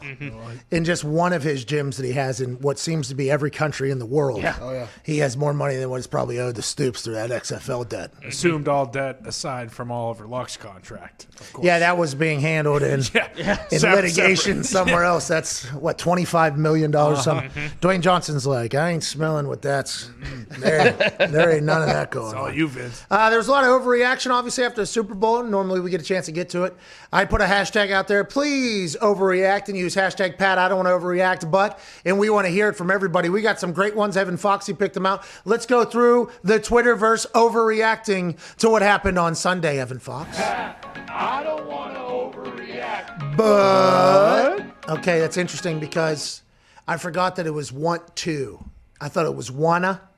Hashtag Pat, I don't wanna overreact, but, and I'm just now seeing in the graphic that we had made, because this is our only segment, it is want to. And that's very interesting that Twitter made both available to me, the person that created the hashtag, and I chose the wrong one. I feel like that is a potential flaw in the Twitterverse that does happen. That is interesting. Yeah. It happened yesterday with the PMS Gaming Show. PMS Big Gaming Show. Yeah, we had to change it though. Remember, because we are a big gaming show. Yeah, By the way, sure. we're giving away so many chairs. Congrats to everybody that won. yeah. I can't wait to get them out of here. Let's get to a couple Foxy. Yes, please. Hashtag Pat, I don't want to overreact, but any qualified QB, Rodgers, Mahomes, Stafford, Mayfield, could have won or came close to a Super Bowl with the team the Bucks built, says Alex Olson at AO Rainmaker. Now, this is classic sports talk question here. If any good quarterback played quarterback for the Tampa Bay Buccaneers, would the Tampa Bay Buccaneers win a Super Bowl? That's what they would have asked on the bottom. That would have been the lower third of everything like that. And the interesting thing about that is, so you're saying Jameis Winston is not a good quarterback then. You're saying he's bad quarterback because Jameis Winston was there just a year beforehand and put up similar numbers, a lot of everything except for the interceptions, and they did not win at all. Now, with the team that they assembled, was it because Tom Brady was there that the team was assembled, and then do you just plug and place anybody else and have the same outcome? I don't think so, especially with Gronk and Antonio Brown, who are two of the game's best, who had a falling out or were out of the league for a little bit. So I think you have to give Tom Brady the credit where the credit is due, not only for how he performed this year, which, by the way, 40 touchdowns, 12 interceptions. Yeah. Whoa. Incredible fucking stats this year. Had more deep balls I think he's ever thrown in his entire life. There was a narrative that he couldn't throw the deep ball anymore. It was his first year in a new offense, and they weren't allowed to eat lunch together. I mean, he had a hell of a fucking year. Mm-hmm. I think it's time to give the guy flowers. Even if you hate him, you have to give him flowers. And if you say it's for the team, like a lot of people said, he helped create the team. He was the team. So it's like, how can you not give him credit for all of those things? If you're going to give Bill Belichick the credit for being head coach and GM, only when it fits the right narrative, right? So it only, whenever the team is winning and it's good, they remember this guy's the head coach and the GM. Then when they're bad, it's like, well, they have a bad roster or whatever. It's like, well, are we not going to continue to talk about how there's one person that is the head coach and the general manager? You have to do this for Tom. He's a great player, but also he was a big factor in why great players came to Tampa. So you also have to add that in as a benefit for Tom over anybody else, in my particular opinion, Diggs. Yeah, in that list of quarterbacks he listed, obviously Aaron and Patrick Mahomes are going to have similar, if not more, success with that team. Stafford, maybe the same. But putting Baker Mayfield in that list of 4 quarterbacks is a fucking wild move. I don't mind that move. I liked it a lot, actually, because he was strictly for you. We're getting video here out of Tampa Bay, who is currently holding a boat parade in the river downtown. They're all on boats. Oh, nice. We're supposed to have Scotty Miller on the show today, actually, but it was scheduled during the boat. And although that would have been a great call, I want Scoot to enjoy the shit out of himself. Yeah. There's no reason to be worrying about doing phone calls or conversations or holding words while you're out there. I guess everybody's in a boat, and Tom Brady just arrived in his new $2 million Super Bowl boat. Wow. So imagine that moment, by the way. You got AQ probably on a pontoon. AQ's probably out there on a pontoon. And Tom Brady showed up in a $2 million boat with police escorting him down the river. I mean, this is... Hey, AQ, get your little fucking pontoon out of the way. Okay? God, maybe strap yours onto the back of this thing, AQ. Ride the rip of our wave here. That's awesome. This is what Tampa should do, though. Tampa can do this. Yeah. Nobody else can do this. Now, granted, what's going to happen? People are just going to line the river?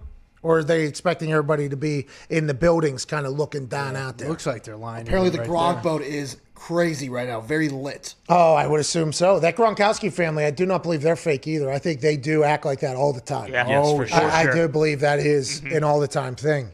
You know, Ronald Jones said Gronk was up there doing his thing. Yep. So, you know. And you just know what that means. Yeah, right. Like, anytime that is Boston Connor was up there doing his thing, it's like, okay, what, he's sawing somebody down? Like, what is he? Screaming at Is he somebody? screaming? What's he doing? Is he being a scumbag up there? I hope not, by the way. I hope people don't think like that. I don't think like that. But I'm just saying, whenever somebody says, Gronk was up there doing his thing, everybody's like, oh, we kind of know what that is. Yeah. Like he was just dancing drunk and screaming and having the time of his life up there. We saw it at the 2019 Super Bowl party. He had his own. He had Rick Ross. He was on stage. He was twerking. He was doing everything. We know what that is. I know he's not allowed to hold the trophy anymore, but imagine if he hadn't just it sunk to the bottom of the whatever water that is. Oh yeah, because they just left the dent in the one Lombardi, right? That he hit the baseball for Meadowman at. Well, they didn't just leave it. They couldn't get it out. There was nothing they could do. You got to get a guy down the road. You get a plunger on that thing. Hot water. You will get that thing out there. It's different with the Lombardi. No, you just put a plunger out there and just pull it out. Yeah. That's easy. That's easy. I've pulled out dents bigger than that before. Much bigger than that before. What was that, Nick? You were going to say something? I was just very curious to see what body of water Zito thought that was. That there, the boat's in? Gulf of Mexico. Okay. That is near Tampa, but that is not what they're in. I don't think the Gulf of Mexico runs through the city. I do believe it's a river. It's a canal? A canal is what, just a smaller man-made river. A smaller river.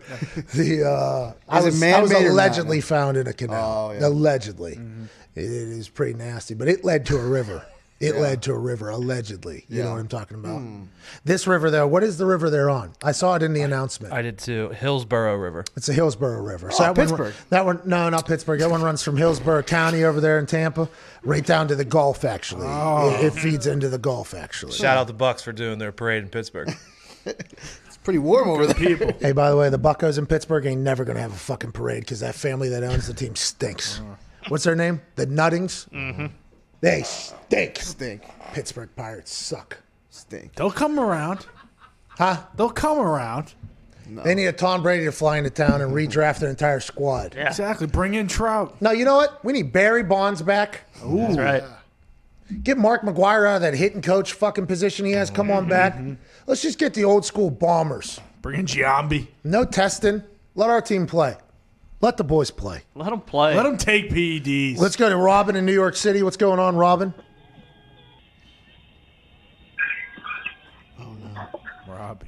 Traffic's crazy. Where are we, you think? It's a helicopter. This is New York City. Robbie. Hey, New York, by the way, 10% of stadiums and sports venues are allowed to let capacity. Jesus. Saw that with restaurants, too, over there. What's that? I think 25% in restaurants as I mean, well. Robin, what's going on, Robin? Robin. Yo, what's good, Pat? Hey, how you doing, man? What do you want to talk about, Bo?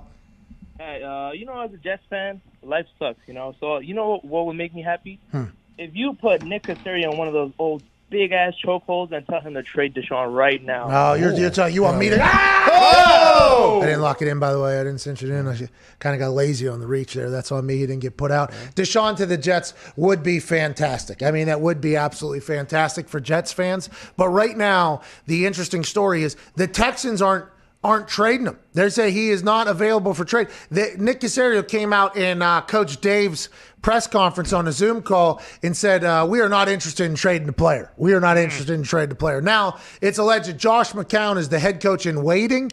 I guess that's what people just understand. So Coach Dave is kind of just mentoring Josh McCown into becoming the head coach down there. We've had Josh McCown on this show. Great hair, great dude, great conversation. Oh, yeah. I don't even know if he knows what he's signing up for down there at the Houston Texans organization, as does anybody. But their president just resigned today after 20-some years in the building. He doesn't like what's going on. He wanted to resign earlier in the year, but they asked him to maintain so that it didn't look as bad for the Houston Texans. They look bad down there. Ain't nobody going to want to play down there. They're dead. Sell the team. Sell the team. Sell the team. Sell the team. Why don't Jets fans realize that now that Gase is gone, Darnold is going to be Joe Montana? That is something to think about whenever you think about Sam Darnold potentially becoming an Indianapolis Colt or a Chicago Bear or a Las Vegas Raider or any Broncos, any team that is potentially in the quarterback market at this point. The thing about Darnold is, if you look, the direct comparison, Ryan Tannehill had Adam Gase, he stunk. Bad. Terrible. Not good at football. No. Got a contract, won some games, not top-tier quarterback, nowhere near it. This guy's going to fizzle out. This was not the right move for a dog. He goes to Tennessee. Mariota gets benched. Ryan Tannehill comes in. He out from underneath the Adam Gase umbrella, gets in there with Vrabel, one of the guys. They have a good offense that Arthur Smith is running down there, and he just he goes. He becomes stud. Yep. $100 million quarterback. Talking about this guy is maybe the most efficient quarterback in the NFL when you start looking at the stats. And obviously, Derrick Henry helps that entire thing. The Dolphins didn't have that. But the direct comparison to Ryan Tannehill, getting out from underneath the Adam Gase umbrella and really playing great football. Why not Sam Darnold? Why not Sam Darnold? So people were asking, hypotheticals for a lot of different teams. Would you rather Sam Darnold or Carson Wentz? I think for the Colts, I do believe you potentially see with that contract that Sam Darnold has, which is still a rookie contract.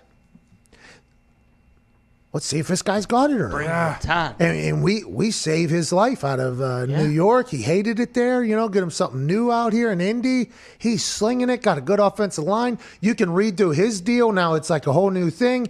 But with Carson Wentz, that money's already coming. That was a deal that was already done beforehand. So that's why I think you have to think about maybe Sam Darnold over Carson Wentz. I'm not GM, but maybe that's the right decision with the contract in tow that you're thinking about. Yeah, so he's due to make $9 million his fourth year in the league, but he was a first-round pick, so if you trade for a player, can you pick up his fifth-year option if you didn't draft him? Do you have any idea about? And when do you have to pick the fifth-year option? In his fourth year, I believe. Or is it before the fourth year? It's before the fourth year. I think you have to pick the fifth-year option because the player has to know whether or not they're going into their free agency year. Mitch, that's what happened. Oh, Mitch. Yeah. It was after the third week or something. Third week, if I remember correctly. Whatever the case, we should be able to do it because we just assume as if we had him from Jump Street whenever you trade him or whatever. And Gase got rid of, Darnold's only weapon, Bobby Anderson. He let him go. Yeah. Hey, that Gase guy. He's wild. It's wild that he's had a gig or three. You know what I mean? At this point, it is not making much sense to me. His teams stink. Always stink. I mean, and he's going to get another job. He's going to get probably a pretty good job next, which is just wild. But that's the way it goes. What's that, Gumpy? There's just no time off in between his jobs either. Like, lots of coaches, they're dog shit. You'll see him disappear for a year or two. He just went straight from the Dolphins to the Jets, and now he's going to go somewhere else. Where's he going to go? Is there any rumors of where he's going to end up at? Patriots quarterback coach for a long time. That was a rumor. So that's not that big of a gig, though, I guess, right? And isn't Bill O'Brien doing Bama? Or yeah, he's going to Bama. Yeah. Bill O'Brien and Doug Marrone are currently at Bama. Yes. Bill O'Brien Whoa. moves out of Houston. Goes right down there in Alabama. Roll Tide. Let's go, boys. Let's go ahead and get a win, huh? We were calling him Billy O'Stooge. We might be wrong. Yeah. Billy O'Glue, it seems he was like. Still. No. We don't know. We watched. No, we do not know. We were wrong. I would like to let it be known that listen. I you. was yelled at whenever I continued to go after Alberto Riveron. Mm-hmm. Okay, I was informed through a medium from Alberto Riveron in our friend Mike Pereira. I almost called it Carrera. That would have been very rude because Pereira is an electric factory. But anyways, he told me like, hey, they're only allowed to overturn calls that are like egregious. They're living by a different code. So whenever I was going after our Alberto Riveron this entire time about the reversal of pass interference and ruining the rule, basically, which I thought was a good rule. I thought you should be able to challenge pass interference because it's so damn big. And I was attacking Alberto Riveron like, hey, it's not the concept. It was the execution. Okay, we need somebody else to be in there. Let's get the Xbox controller in there like the XFL has. Let's talk about it. And I was like, Alberto Riveron is an absolute stooge. Then Pereira comes in and goes like, hey, Alberto Riveron is playing by a different set of rules than everybody. So like maybe you need to pipe down on the guy. I'm like, okay, as I've learned new information, I would like to potentially maybe take the foot off the gas pedal on Alberto Riveron. Okay, now that I've learned more. With Billy O'Brien, I think we kind of have to do the same thing. Yeah. You know what I mean? Like, what if the J.J. Watt fight that practice allegedly, which who knows if we'll ever get the real answer out of. I assume at some point as people are leaving, they will talk about what happened there. But what if the fight was actually with Bill O'Brien about what was going on at the organization, and J.J. Watt was like, I can't talk about it because it wasn't about Bill O'Brien. It was actually about the fucking owner of the team. You know, like, what if there was that situation and we were just blaming Billy O stooge for this entire thing? What if the DeAndre Hopkins 4th-round pick, because Billy O stooge was also the GM, everything is like, this guy's an absolute idiot. What if it wasn't him, though? What if it was, and they're forcing him to do that, and we're attacking this guy, like this guy, and he's probably watching it, and he's like, well, somebody fucking tell McAfee that this is not how this is going, much like Alberto Riveron did. So maybe we were wrong about Bill O'Brien, and I would like to, at this particular point, now that more information has been continuing to come out about how big of a clusterfuck the Texans organization is, maybe we don't call him Billy O'Stooge anymore. I agree. I agree. You know? Maybe he got railroaded in this particular situation. It certainly sounds that Maybe way. this chaplain he knew in New England came down to Houston all of a sudden and started bossing him around. He's like, this fucking guy, we've seen him handle business before. Like he used to be coming and doing things. Maybe Bill O'Brien has been misrepresented in this entire situation now that we're learning that the Houston Texans organization seems to be one massive dumpster fire at the case that I'm not sure, at the current situation, I'm not sure Caserio can get in there with a big enough fire hose and put everything out. I don't know if Coach Dave, with all his years of experience, are going to be able to turn that thing around. It seems like that is a massive problem. Will it be able to be fixed? Maybe. It's the NFL. Some great players will come through. Maybe they'll be able to get a good team and they'll be able to get going and everything like that. Maybe they'll be able to do that. But at the time, I think we have to potentially think about not judging Bill O'Brien as harshly now that we know that that entire place was potentially just completely fucked up from the beginning. Especially when he's going to have a national championship ring on his finger this time next year. We're never going to know. We're never going to know. I think we will. He'll come out. I think people will start coming out more and more. He should have already done it then. Well, I think no trade clause, no compete, or non-disclosure. Yeah. There's a lot of nons in there whenever you decide to leave somewhere. Force majeure. Oh, that's a problem. Force majeure has changed mightily because of Uncle COVID, which, by the way, I think is just done, right? Is COVID done? I mean, if New York's opening back up. Texas Tech was rocking last night. Oh, by the way, let's go, West Virginia. Yeah. Go Mountaineers. Take me home. Mountaineers are a good team this year. Playing much different basketball than normally. Normally it's press Virginia. Coach Huggins has his team do full court press all the time. And whenever he was recruiting players and everything like that, he was looking like, hey, what players can play defense for the entire court? Who has good position? I actually heard him speak at, we had a fall something. It was whenever he first got the head coaching job. And we had just had Beeline, right? So we just had Beeline. I guess maybe Dockich was potentially a head coach for a second or two, and then Huggins came in, or maybe that was even beforehand. But I was there whenever Huggins spoke basically to a lot of the boosters that were there for the football banquet that we're at or whatever, and he basically made fun of everybody on the team's defensive positioning. He doesn't really know how to get into a defensive stance. He's not a bad player. He also does not know how to get into a defense. Awesome. So it was almost like he came in and was like, his big thing is like, hey, we are going to lock this thing down. Smack the court, full court, press Virginia, here we go. Yeah. And whenever he got into March Madness in the tournament, by the way, it had a lot of success because teams, if you're not used to playing against it, and you don't have big, it gets after you. So Hugs was always an animal in the tournament. Like West Virginia was always going to have a presence, it felt like. As a West Virginia, basketball fan, it was like, okay, we are going to have a team in March. So we would lose games during the regular season. It was like, who cares? We get in the tournament, Hugs team will be able to do some things. Much different basketball this year out of this team. And I don't know if this has been the last couple years. Maybe I missed it. He's got athletes playing right now in Hugs, and they're dogs on defense, and they get going. West Virginia might have a sleeper. Now Baylor is very fucking good, obviously, and Gonzaga is very good. But that West Virginia team, if Hugs just drops that press in every once in a while, too, whenever he gets into the tourney, I mean, they could be a problem. And I'm pumped to ride that wave and act as if, I'm like the biggest West Virginia basketball fan of all time.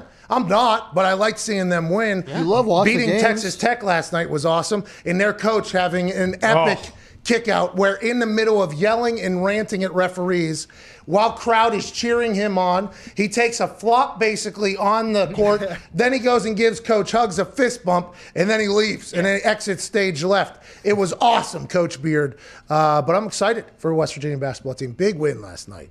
That was a lock, by the way. Everybody knew what was going to happen. 6.5 point dogs. They led from start to finish. They got shooters, too. Yeah, we got a guy hurt. Our guy got hurt. Culver or whatever. Or not hurt, foul trouble. Foul trouble, yeah. Yeah, he was out. Didn't even phase them. They kept rolling. Hey, let's go. Boys look good. They do look good out there. That is the next thing, too. March Madness. Oh, here we go. It's here, dude. Yeah, we won't be able to see it. This chair's fucking with me. You know why?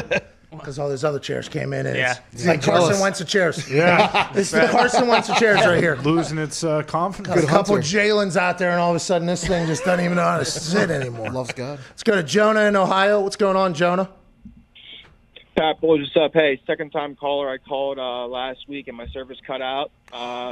How are we on this beautiful Wednesday? Jonah, Bible name. Remember? Had a full conversation. You never answered. Great to chat with you, Jonah. How you doing? Good, man. Hey, actually, my name, it is in the Bible, but my parents got it from the famous movie Sleepless in Seattle. You got mail. Different movie. Yeah, a couple different movies. Really? Yeah. But, yeah, they were screaming around for the boy, Jonah, Jonah, and my mom was half asleep, and she sprouted up, and she was like, that's the name. And I was in her belly, and I was like, oh, shit, all right, sounds good. Okay, well, hey, pumped to hear about that. Great movie, by the way. It was a great movie. I've never seen it. Neither has Zito, obviously. I get those confused. What do you want to talk about, Jonah? Hey, I just wanted to see if you got the chance to watch the Tiger documentary on HBO. Great question, Jonah. Appreciate that. I assume you have at this point. I have as well. I didn't want to watch the Tiger Woods documentary because I heard Tiger Woods' people did not like it, okay? So if Tiger Woods was like, I'm very against this, and then the previews you were seeing just like scandalous. The opening scene is him walking in handcuffed barefoot after the whole situation. So I thought it was going to be an expose. I didn't really want to watch it because, like, you know, I don't want to, like, okay, if we're just going to show all the bad, we also need to talk about how this guy completely transformed the sport of golf and just, you know, he got people interested in golf that would never in a million years be interested in golf. And I don't want to say this and sound like it's a smack in the mouth to anybody in golf, but I think viewing as somebody from a working class, I think John Daly and Tiger Woods were probably the two, I think, that reached the most amount of people to come into the sport of golf. And there will probably be others that I assume younger people that have done that and everything like that. But back in the day, John Daly, whenever he showed up, everybody was like, oh, we got a drunk playing for us. Like, this is this is our guy. You know what I mean? A blue-collar golfer from a blue-collar town doesn't know what he's lost. Doesn't know what he's found. But I thought there was a chance that entire thing was just going to be a hit piece on Tiger. So I didn't want to watch it. I'm like, I'm not doing it. I just like to, I'll just bebop through that and just kind of keep it moving. I know he fucked up. Okay. They're letting him golf again. So it couldn't have been I mean, it's definitely terrible, but it couldn't have been, you know, cancellation terrible. So I don't want to just see a documentary series burying a guy for everything he's ever done bad. I just don't want to do that. Then Nick watch it because that is something I think Nick would be intrigued to kind of see or whatever. I love the truth. Yeah. Champion for the truth. Yeah. Got to get it out there, let everyone know. Yeah, and the issue with the truth is people that pick and choose to tell which truths to tell. That is the narrative thing. But you're 100% right. You are a no stone left unturned type guy. Got to hear both sides. As soon as you watched it, I don't know if you texted me or called me or told me in the office. I forget exactly what it was, but it was the next time we communicated. You said, you got to watch it. And I said, I'm not watching that bullshit or whatever. And you said, no, Tiger's people should have wanted people to watch this. Like, Tiger's people, by the end of it, I watched it. I had tears in my eyes. My wife, right, who should probably hate everything that he did or whatever, by the end, whenever he's talking about his dad and the whole thing, she was like, had tears in her eyes. It is an incredible documentary. It is a very good documentary on Tiger Woods. I know he necessarily couldn't come out and promote it because it does dabble into the things that he fucked up, which he did fuck up. But then whenever you watch the story, you're like, probably inevitable that he was going to fuck up if you really think about it at some point. But I liked it. I really did enjoy it. And I'm a massive Tiger Woods fan. I'm a big, like, hey, the greats are great. Yes. Like Steve Jobs, terrible dad. Terrible dad. But if he was a good dad, would we have what we have? Because would anybody else been able to been a big enough asshole to force everybody to do what they had to do to create this? It's like all those good and bad things that come with the people that are way the fuck up there. And the Tiger Woods one was very interesting to watch. I think it was a very fair acknowledgement of his fuck-ups, but it wasn't so much a burial. It was like, okay, this guy brought some things upon himself, but then he went and dug himself back out. The interesting thing about that doc, they chose to promote it as it was going to be an expose, which is a sorry telling of the times that we currently live. Hey, this will get people to watch. Not this incredible story about this kid who was literally golfing since he was an infant. Like this dude was watching golf shots and hitting golf. He was on TV as like a 2-year-old or something like that. And I had no idea about any of that. You're wiping the ball. Hammering the ball whenever it was like, oh, so everybody knew, but the golf community was such like a niche community that nobody really heard about it. It's like Sidney Crosby in the hockey. Whenever Sidney Crosby was in high school, they were talking like, oh, this guy is the next LeBron James. I actually watched a video they made for the internet where he was walking around Los Angeles and there was somebody asking, do you know who Sidney Crosby is, who's supposed to be the next greatest hockey player of all time? And the people said no, and Sidney was standing right next to them. They had no fucking idea because hockey was its own little thing. Golf was kind of its own little thing for a long time. And then whenever he came in, I didn't know that I should have known since he was like 3 years old that he was going to be the greatest of all time. Kind of reliving his entire life for those of us that didn't see it, I thought was it was a good fucking documentary, to be honest. And you mentioned how, Tiger Woods and John Daly, and there'll be young guys who will probably do that too. It's going to be Tiger Woods' son, Charlie, and John Daly's son, John. It's wild. Lil John and Charlie. Yeah. Charlie's fucking unbelievable. Oh, yeah. So good. And he stole the show there that weekend because of the shots he was shaping and making. He was shooting better than his father in a lot of different holes or whatever. And his dad did have to get surgery after that. Right. So his dad was literally probably in agonizing pain while just toughing it out because I can't take this moment away from Charlie. Need you here, Charlie. Imagine how no, but I'm just saying. Dad. Imagine if he would have dropped out of that tournament, which he would have done, by the way, if it was any other tournament like he has in the past. Yeah. Instead, he was like, "All right, I got to go rip my back to shreds tomorrow because Charlie is balling out right now." And there were some moments that came out of that thing where you're like, "Oh, that's going to be the next one." And it kind of covered up. Lil Jon. He hits the ball like 300 yards. He bombs the ball. Yeah. He's potentially going to go in there. Dustin Johnson, obviously very good. But whenever you're talking about like that person or entity that can bring in the most amount of people, like to be, intrigued by what they're doing, maybe Charlie is the next one. And you got the whole internet, right? All the heroes on the internet going, stop tweeting about how good he is. The amount of pressure this kid is going to have, you're going to ruin it. It's like, he's golfing on television with his fucking father named Tiger Woods, okay? Yeah. He knows there's pressure. We all know there's pressure, okay? This is going to be something that's just going to happen. By the way, congrats to him. He doesn't have the pressure of having to get his family out of a bad situation or debt or something like that. He has the pressure of having to live up to how great his father was, but nobody with a real brain thinks about like, oh, he's going to be better than his dad. But we all do think like, there's a chance this kid could be better than his dad. Yeah. And that's a good thing to talk about. But those people on the internet were like, you're putting pressure on him. This is unfair. What type of fucking world do you live? There's pressure on everybody, dude. And that kid obviously has pressure on him. His dad is Tiger fucking Woods, dude. Like, that's just the way it goes. I mean, he wakes up and sees like a world championship golf training setup in his backyard. He knows what's going on. He knows what's at stake here. Yeah, also, I think his dad still, we were almost going to make content with Tiger Woods, okay? I should talk about that, I guess.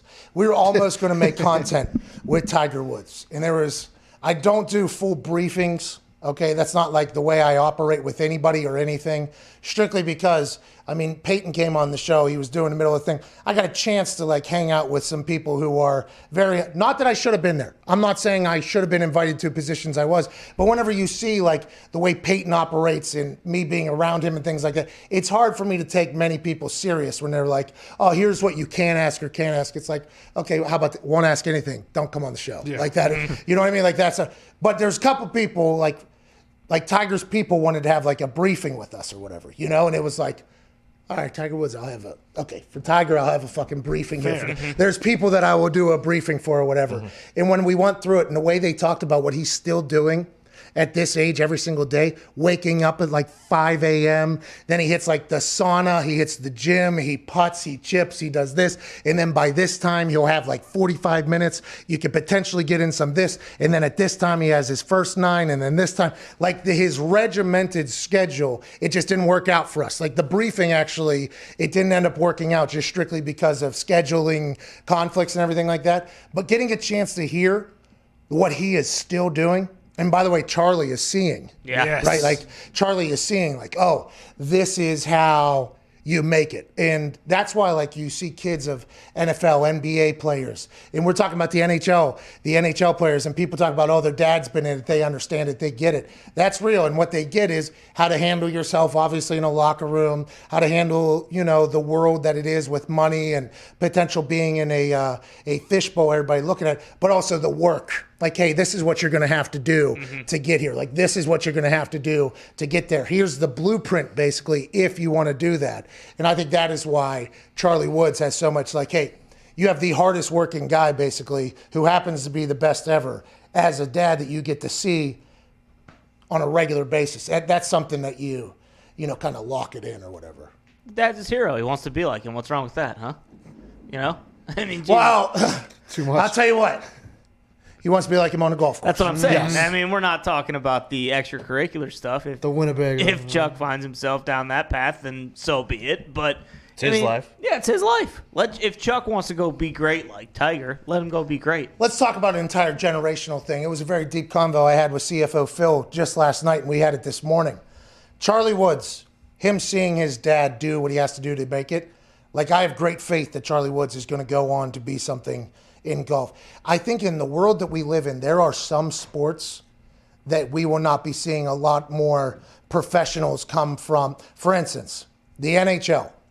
The NHL, to become a NHL player, the amount of work and torture that you have to put your body through, basically, to become an elite hockey player is one that I'm not 100% sure that a lot of kids are going to choose to do if they have other options, right? For instance, a lot of hockey players come out of Russia. I'd assume, and I might be mistaken here, but I just, in my head, I think, okay, they have a shanty over there. There's a lean-to over there that has a frozen pond outside that these kids are just sprinting on the ice all day, every day, and they're doing their thing. I feel like the people that play hockey in America, it's a little bit more of an expensive sport. There's a lot of other options, okay? So unless your dad is in the NHL and you see and know and kind of get the chance to kind of go for it and see how to get there, I don't think you're going to see a lot of professional NHL players coming out of a lot more situations moving forward because of the internet financial capabilities, the content business, e-gaming, video games make a lot of money for kids these days. I think it's going to be hard for kids to want to wake up 5 a.m. and fucking do sprints blue line to blue line and that whole thing whenever there's a lot of other options out there. With that being said, CFO Phil's kid, very good at hockey and also celebrating, like going for it. Yeah. So I was talking to Phil, I was like, hey, he seems like he's potentially, like, does he have that, like, edge, where he'll, like, is he going to go shoot 200, 300 shots, like, at night or in the morning in the basement? Is he going to go skate, like, everything like that? And Phil's like, well, he's a bit young, but I guess we'll see. And I'm like, how do you get that into your kid? Or do you even want your kid to do that, knowing that he could potentially play a video game and make $100,000 in, like, a week and a half at his age that he's at right now? I think it'll be the future of sports is something I'm pretty intrigued to kind of watch unfold. I think there will always be professional athletes. There will always be, but I think the numbers of people that are going to be attempting to make it are going to go down drastically as financial opportunities continue to grow in every other field that is much more attainable. And that's my soapbox. Let's get to a break. That's what that should be called, my soapbox. There you go. I was so pumped for CFO Phil's kid when I was watching it. Because his wife posted one video, backhand goal, clap bombs, and then he posted a photo. He posted a video, steal, skate, turn. I'm like, let's go, let's get his ass on the pond. Yeah. We got a guy. Send him to Russia. Hey Phil, we can all retire. Let's get this one. But that's a bad dad, and that's why I'm uncle. If he needs all his equipment to be top of the line for him to wake up 4:35 a.m. Uncle Pat will send an entire fucking rink over there if he wants to go and get it. But I think that's going to be something that's going to be tough for him to continue to want to do. We have to get to a break. 45 minutes into hour 2 here. Good conversation. It's the off season. We'll talk drama on the other side and phone calls. Then AJ Hawk and Kurt Angle will join us in the third hour. This is the Pat McAfee Show, Wednesday, February 10th, 2021. You have got to experience so many things, both as a businessman off the field and on the field. Is there a moment when I ask this question that pops your mind, like, what's the craziest shit you've ever seen in your entire life? Because there was a time there where it felt like you were just getting dropped into insane situations and the world was like watching you do things. Man vs. Wild, you and that Bear Grylls guy, fucking electric. That was maybe the most electric shit I've ever seen. Is there anything that you think of whenever you think, like, what's the most ridiculous thing you've been a part of? Probably some of the most ridiculous shit I ever been a part of was, I had got the restaurant which I'm in right now, and when we first got it, I would come in here and I would clean up and go outside in the front, sweep up, make sure everything looked nice and shit. And one morning I got up here and I noticed, damn, this is a funky ass smell.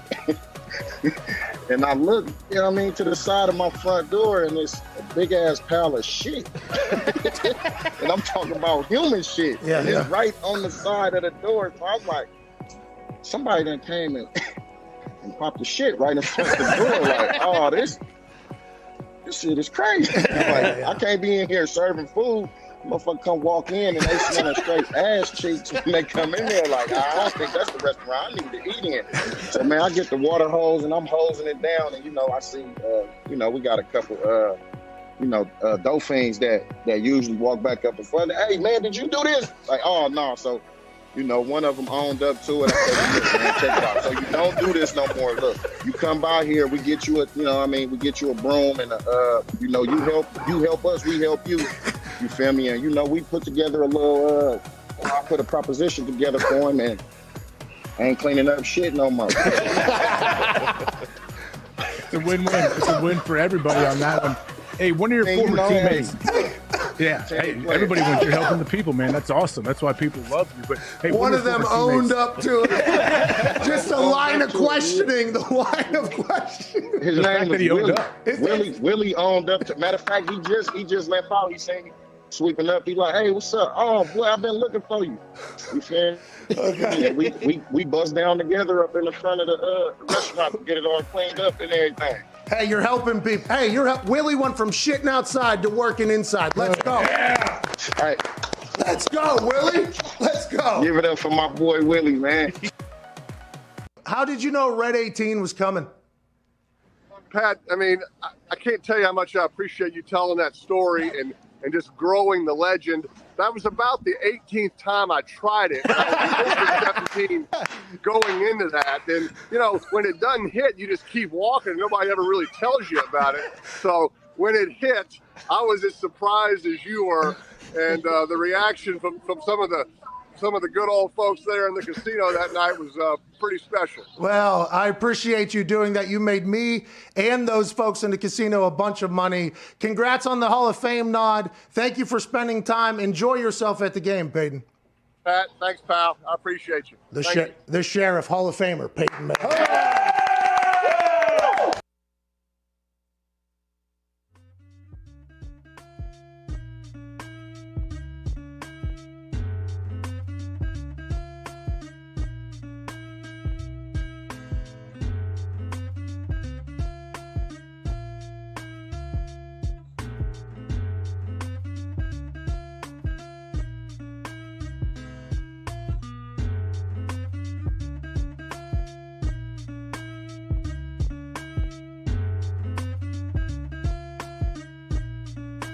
Giving the old white guys something to complain about. It's the Pat McAfee Show.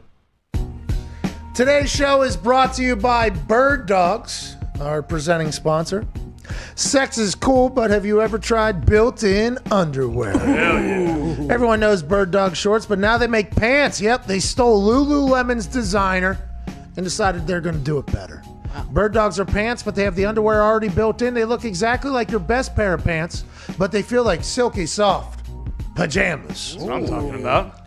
Ty, you're a big pajamas sweats in public guy. Oh yeah, huge. Don't run into a lot of sweats in public guy other than professional athletes and people that don't go in public much, but you are a sweats in public guy. Mm-hmm. What Bird Dogs has been able to do for you for events where you have to actually look like you care about how you dress. Yep. It fits perfectly for you. It's been great. And it fits perfectly for people who try to dress up every day that would like a much more comfortable option. Accurately? Absolutely. Well said. You are a sweats in public guy, though. Yeah, notoriously. Do not give a shit. Gym shorts are for the gym, sir. Yeah. Had a bouncer tell one of our friends that going into a bar in which he was underage, but also he wore gym shorts everywhere. Said bar did not love it. We looked young, we were very intoxicated, and he was wearing Aeropostale basketball shorts. They make basketball shorts. They did back in the day. He even had they were like more house shorts, I guess, but kind of had the basketball short feel. Yeah, we were not allowed in. Why? Gym shorts. Gym shorts. Excuse me? Gym shorts are for the gym, not for my club. Straight hand, push.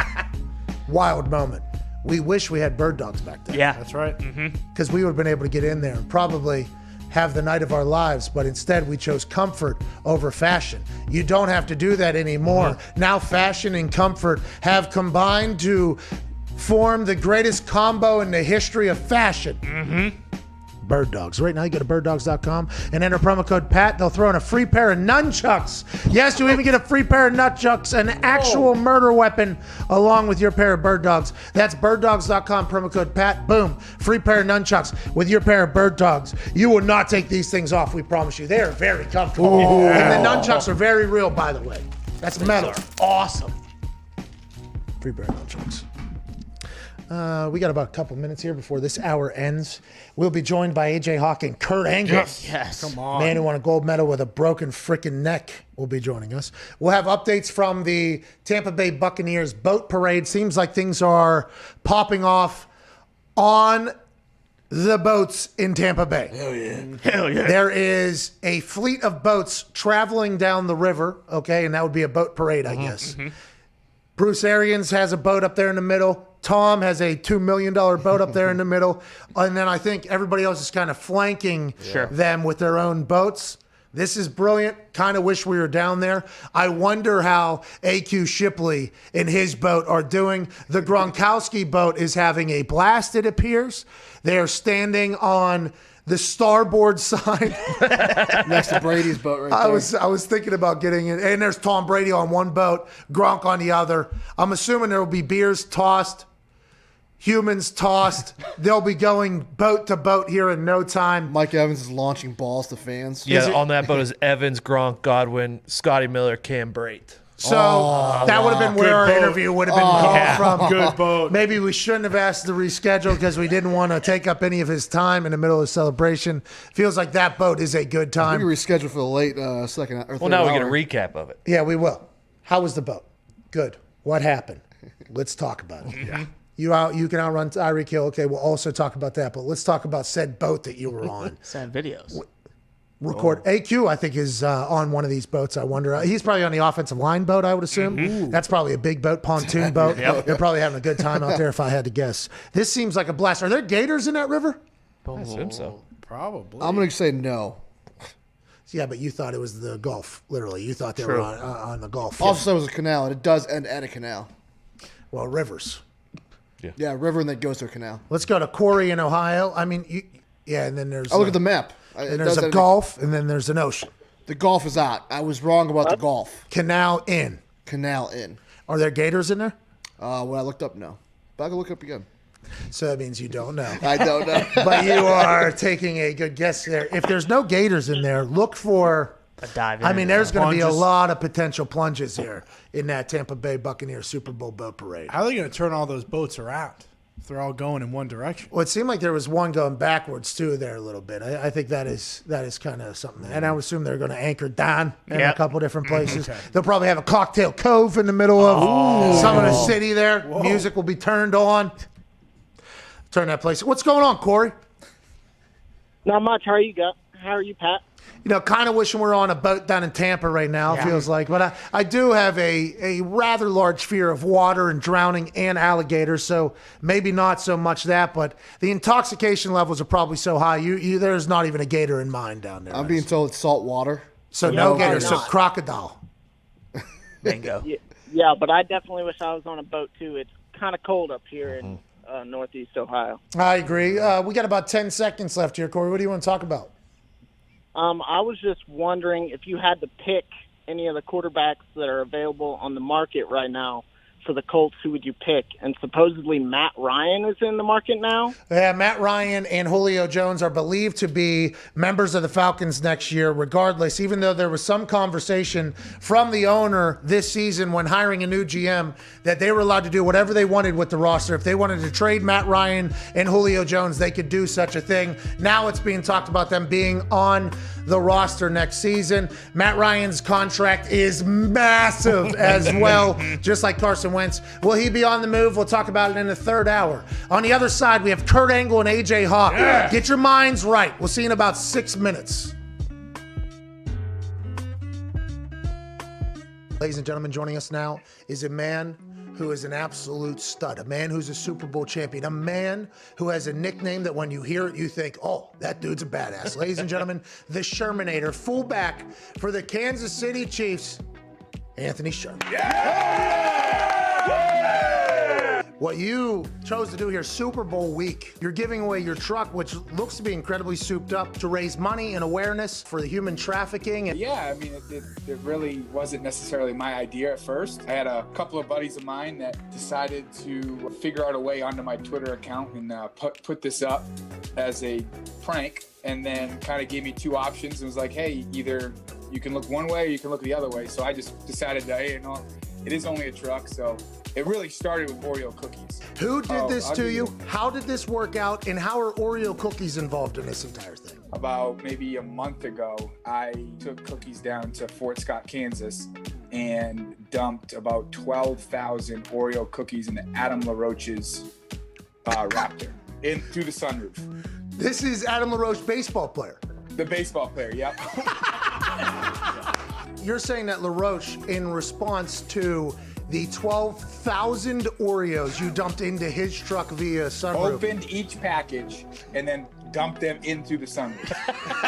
And here we are, Super Bowl week. He set up an entire website that is functional right now. I think it's up to $50,000. Wow. Is currently being raised for this.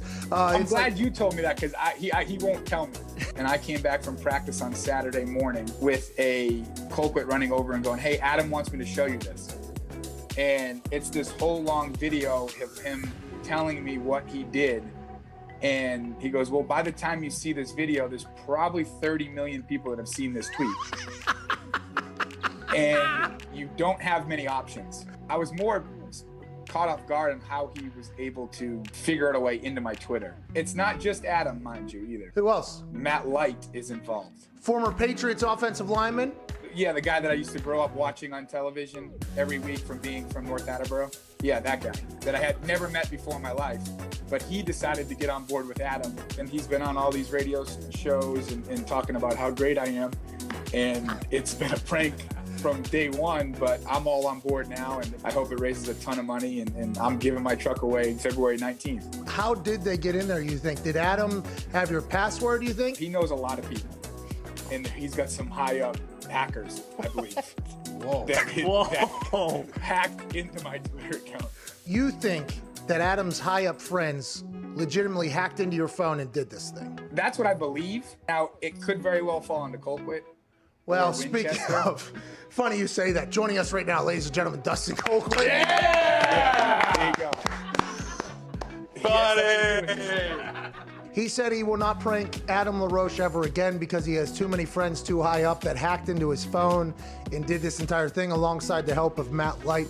Do you have any more information that you can kind of reveal about this well-executed prank? I think who did the hack was J&C Firewall, is this company that Adam told me about. So the long snapper, Jay, which is the J&C, James and Colquitt, took over the prank, got into Anthony Sherman's phone on a series of Monday nights when we were hanging out, got the code, kept running it every time they'd be out at practice. We were making sure that we had the correct numbers. He never changed it. It was very consistent, so we got in it.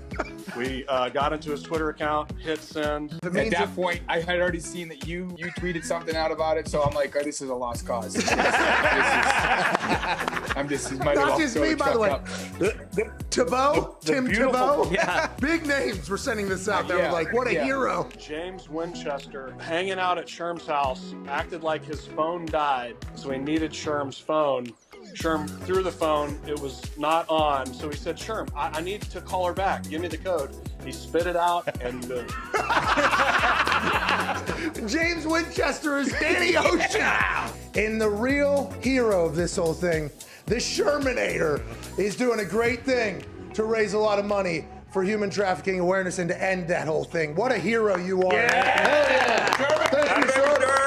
You wanted that truck forever, huh? I wanted it forever.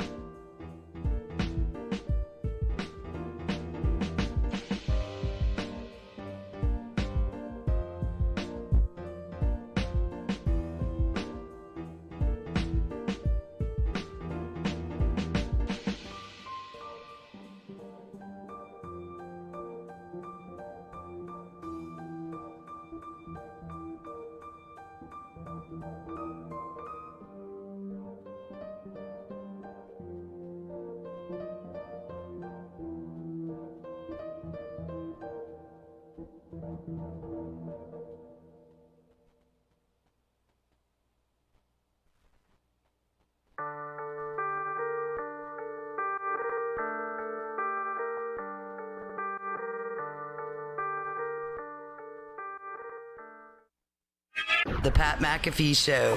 There'll be no rules for our guests, for us, for the things we could talk about.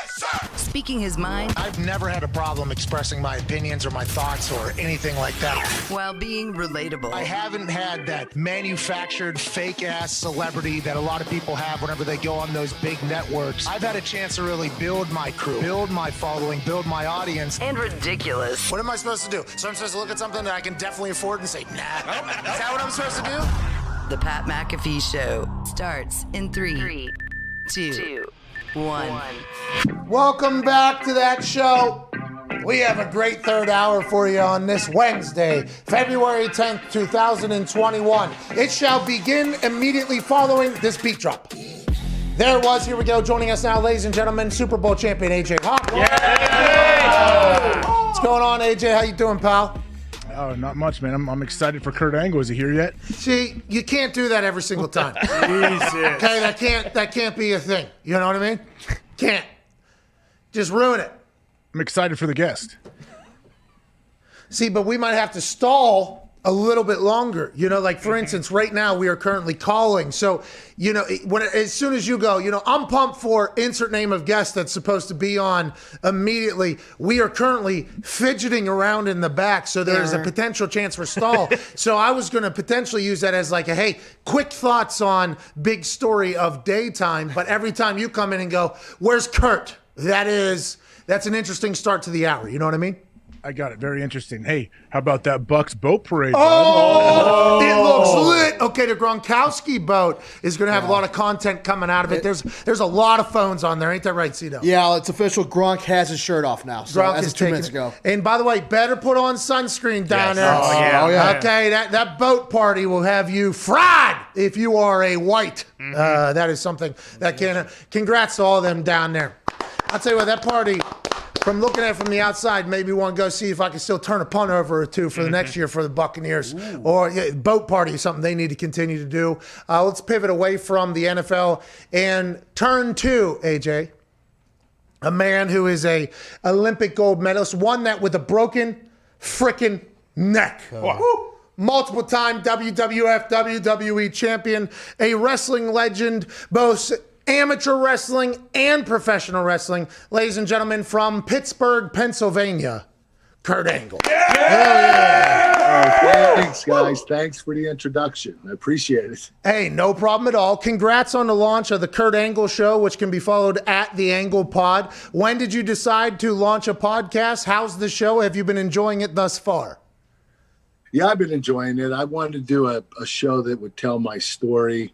about succeeding, overcoming adversity. I mean, we're going through a rough time right now. This past year has been ridiculously horrible. And I wanted to send a positive message to listeners that they can overcome adversity. They just have to hang in there and never give up. Were the 4 eyes a real part of, like, to become an Olympic gold medalist, okay? Especially in wrestling. We were talking about hockey earlier. You grew up in Pittsburgh, go hockey town. You know what I mean? You know Pittsburgh Penguins. Hockey is one of those, what's that?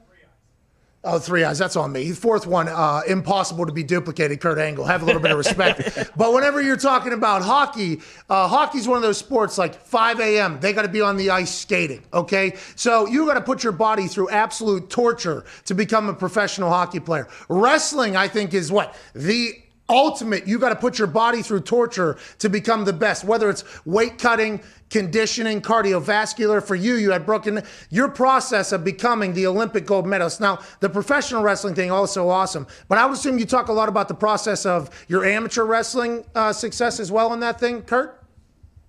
Yeah, so yeah, we are going to cover that as well. We started with WrestleMania 19, but we're going to go back and review Olympics.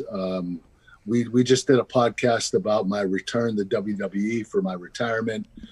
We're going to continue to do different podcasts, but I am going to talk about my wrestling career, especially in the Olympics, because that was what defined me. That was the moment in my life that defined who Kurt Angle was, and I turned out to be an Olympic gold medalist, and that's a huge deal. That's something I've been striving for since I was 7 years old.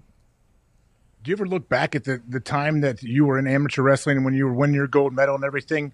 Like, I feel like you were surrounded by savages everywhere. Like, what a golden era for amateur wrestling. Just people that are just iconic all around you. Does that, like, do you ever look at that now and realize, like, wow, that was a pretty solid crew I had around me? Oh yeah.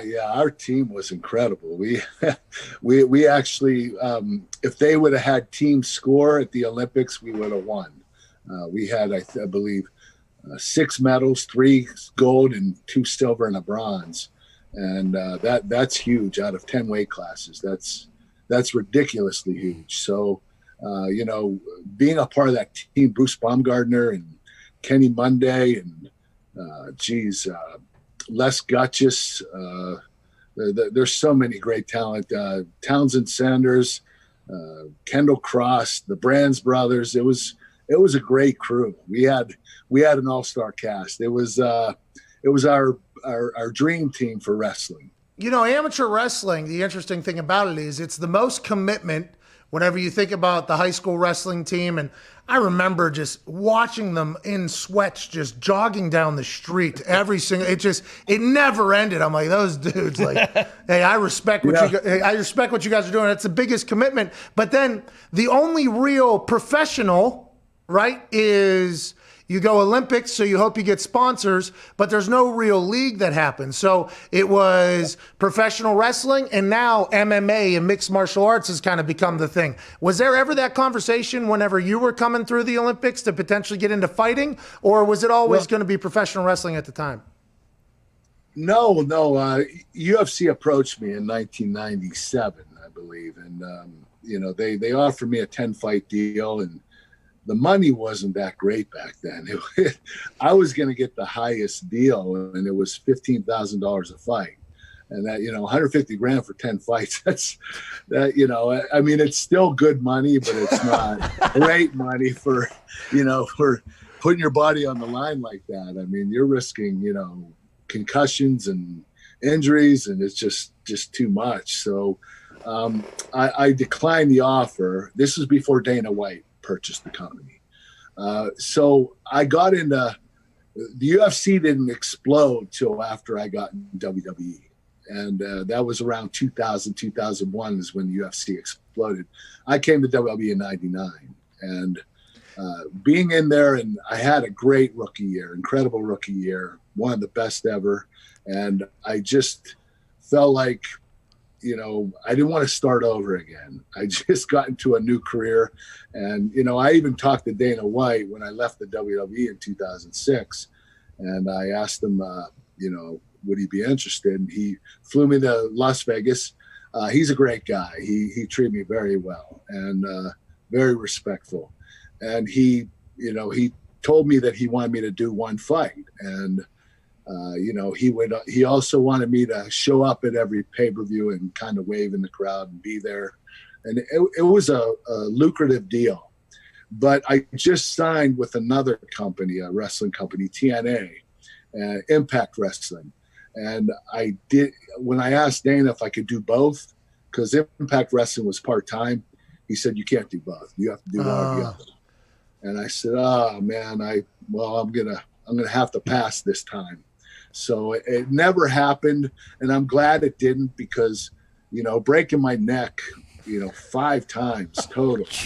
I don't mean to laugh, but it's insane. It's insane. A lot of damage, yeah. And I didn't have any upper body strength. I mean, if someone would have got me in an arm bar, there's no way I could fight it. It's, they ripped my arm off. I literally couldn't do 5 push-ups at one time. It was that bad. And so I decided that wouldn't be the best option for me. I better stick with the entertainment stuff. Hey, so how do you feel now? What are you? You're barely 50 years old. You look great. Like, how do you feel after this life? I'm 52. 52. Okay. You look amazing. I'm guessing most 52-year-olds that you hang out with don't look anything what you look like. So it's got to feel good. But how do you feel physically day to day? Well, I'm in the best shape of my life right now, but I've been dieting very hard and trying to take care of myself. My body's banged up. I couldn't wrestle again. If anybody asked me to do it, there's just no way. My body's so beat up right now, and all I'm trying to do is rehabilitate it so that I'm healthy enough to live a normal life. And it's a little bit depressing. I mean, you get into amateur wrestling, then you go pro wrestling, and you wrestle a total of 40 years. You're going to do some damage on your body. And, sometimes I regret what I did, but I can't regret. I can't look back, because I had wonderful careers. Kurt, in the professional wrestling business, though, you're known as being the guy who every single night was WrestleMania. Like every time you went into the ring, it was like, hey, this is main event. This is main event.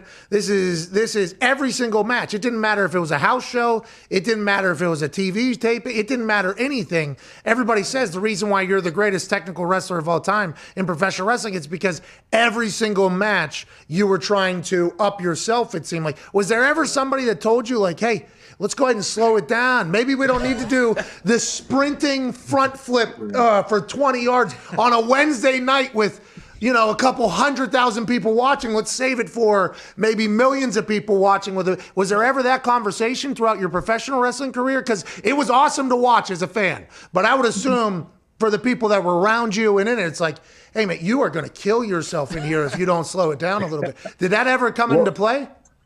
Yeah, Vince McMahon talked to me about it, told me I need to slow down at the house shows, the untelevised shows, kind of pour it on for the pay-per-views and TVs, but try to take it easy. I don't have any, I can't do anything half-assed. So everything has to be completely 120% intense. That's just the way the way I am. And, even Undertaker and Stone Cold Steve Austin and The Rock, Triple H, they told me, you need to slow down.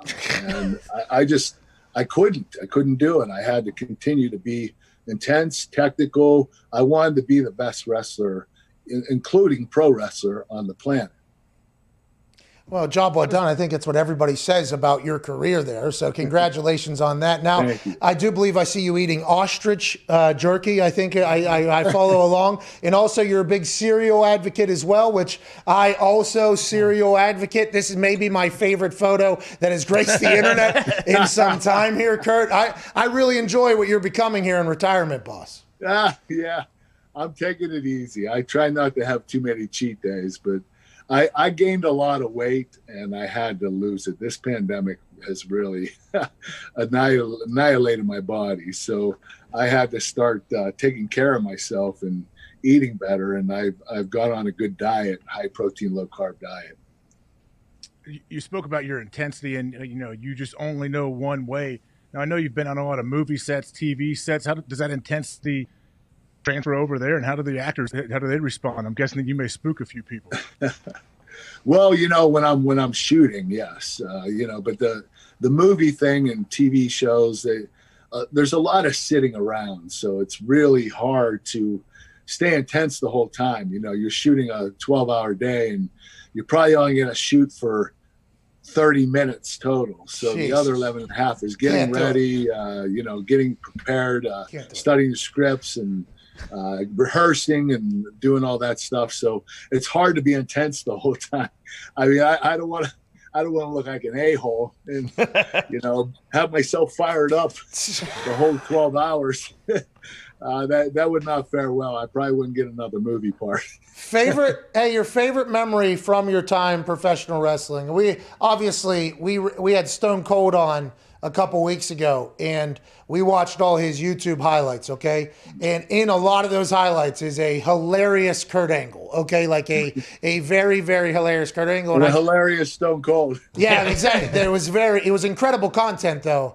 And I think watching a couple of docs about you on the WWE Network and everything, the thought of you being heel, right, as this Olympic gold medalist, face of America, like, hey, I just want a champion or a title for us. And instead it's like you became this, oh, I'm better than everybody type thing because you did. Right. It was a brilliant character decision. But through that character, did you have any moments that you look back upon and you're like, that was my favorite thing we did?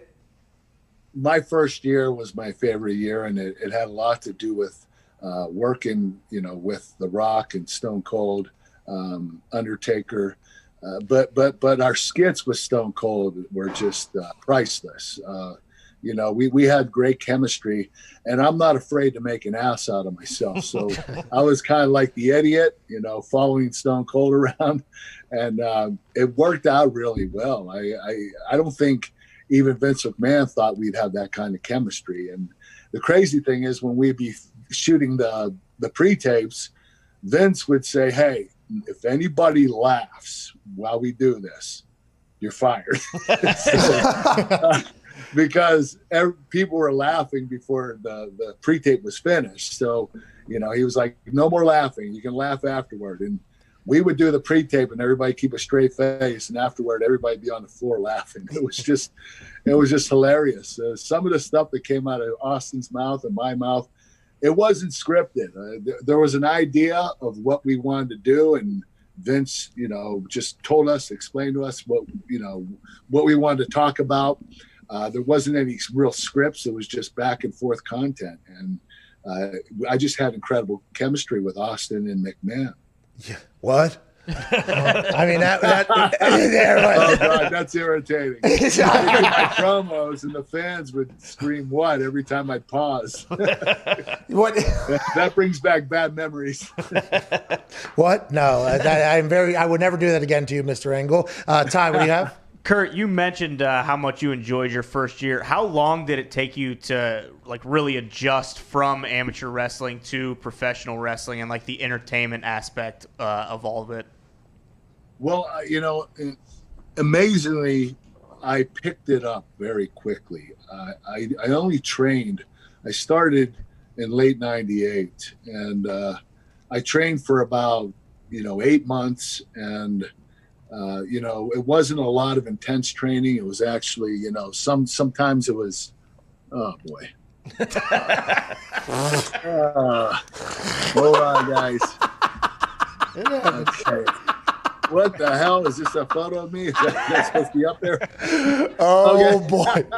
Sorry about that, guys. I had a text come in and was blocking my view. Oh, all good. Please, it was great. It was good. So what was I saying? You were talking about training, but your first 8 months you trained before your first match, and it wasn't always physically training. I think you were going to lead into maybe the psychology or something. Well, you know what? I still didn't learn the psychology. When I started on TV, it was about a year after I started training. So I actually, it was about a year. So I actually still didn't know how to work in the ring. I knew how to bump, I knew how to sell, but I didn't know how to tell a story, the psychology of wrestling. So every time I'd wrestle, my opponent would lead me through the match. I'm not sure why Vince McMahon, rushed me through. I think there were a lot of injuries, and he saw a lot of talent in me. And so he decided to, he told me, we're going to put you out there. You're either going to sink or swim. And, thank God I swam. And, so I didn't pick it up till after I won my first world title against The Rock at No Mercy in 2000. So about 2 years afterward, I started coming into my own and coming up with my own psychology and my own structure of my matches and stuff. So it took a little while, but I learned on the job, which is crazy. But, sometimes you have to do that when you're called up. Ronda Rousey's another example. She had to do that as well. And Pat McAfee. I mean, no, I'm joking. I was nowhere near. I made a debut in the ring, Kurt, and I literally thought to myself, if I'm in anywhere near the conversation of Kurt and Ronda, I feel good about it. And if they're talking about me like some of the others, not good about it. So I found it somewhere in the middle there. It was good news. Connor, what do you have? Kurt, were you always telling people you suck and that's why it just landed on and worked so well in the WWE? Or when and how did you come up with that? Actually, I didn't say you suck. A wrestler, a superstar, WWE superstar, his name's Edge. He, whenever I would come out, my entrance music, it says it sounds like da da da da. You suck. Yeah. The fans were. Hold on, don't say that. That's not right. The fans were chanting "Angle." Oh. And then Edge came out one night when I was in the ring when I was a heel. He said they shouldn't chant "Angle, they should chant "You suck." And that's when it started. And that's, and the crazy thing is, the more mad I acted, the louder they got. Oh yeah. And it was awesome. It was great storytelling. My wife got into wrestling whenever we started, we got together or whatever, and you were coming out during that time for it was like a retirement run and then one last thing, and you would always come out and the entire crowd obviously chanting "You suck" to you, and you doing the whole thing. I think it was the perfect introduction to wrestling to my wife. It was yeah, they like this guy. Well, why are they saying "You suck"? Well, it's just a thing. That's just kind of what wrestling is, So Kurt, doesn't make sense. It doesn't make sense. I appreciate all of your sacrifices for our entertainment. The Kurt Angle Show, new podcast you just launched. Can't wait to download it and listen to it. I hope the rest of the world does. We appreciate the hell out of you, Kurt. Thanks, guys. Thanks for having me on. I appreciate it. And no problem. Ladies and gentlemen, Kurt Angle. Angle. Angle. Angle. Angle. Yeah, you suck's much better. Much, much, much better in that whole thing. All right, AJ, we have to get to a break. On the other side, I want to hear about Russell Wilson, your thoughts on Russell Wilson.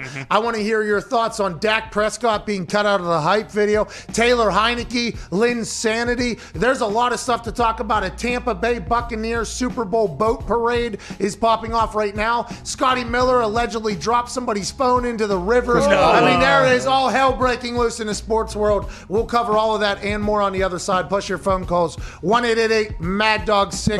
AJ Hawk, myself, and the boys. We'll see you in about 4. I'm just checking your availability. If you're in Indianapolis now, did you get to Buffalo?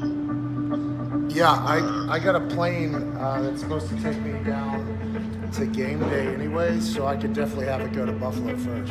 How long's the flight from Indy to Buffalo? You can find us a plane for 4 o'clock. I think that'll be perfect. The best we can do is depart around 5:30. Okay, do we have any other, can you find any other planes that can get us out of here earlier than that? I was just asked if I could appear in Buffalo within the next 4 hours to basically do the show on Fox tonight. Okay, I'll call you back. You know what I'm asking for? Yeah. All right, so he's going to call Jim Irsay and see if I can just use Jim's jet. He's calling me back shortly, but just start packing. Hey. You're the absolute best. Does this sound like a potential yes you're saying? He's the fucking best. I would be so thankful. Hey, this is really cool. I don't know how many billionaires would do this for people that have worked for them in the past. This is awesome, and I can't thank you guys enough. Can I take a kendo stick to his back? We'll talk about it when you get here. All right, I appreciate you, man. Hey, let's break the fucking internet tonight. What a hilarious life. We are live on Fox in 6 hours and 35 minutes. 3 hours of sleep, no clue what the storylines are. Just fucking let the nuts swing, bro. Let's just go out there and have a good time. Plane company. I know. Here we go, boys. All right, Fox SmackDown tonight. This is going to be a night we're going to look back on and remember. And then we're going to hop on a plane and head to Memphis for College Game Day.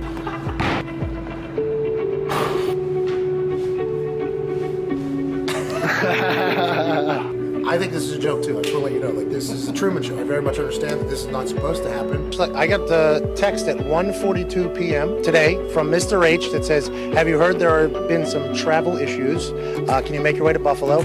Jim Irsay, owner of the Colts, literally lent me his plane. Might be the most confident I've ever been on in something. I didn't know we were that good of friends, to be honest. I was throwing a Hail Mary, and he responded and said, yeah. So I got here about an hour and a half before the show, and to work with Renee, Tom, and be on SmackDown with a bucket of makeup on my face. This has been a dream come true bucket list type situation here in beautiful Buffalo, New York. Come on, boys. We're going to be on cable.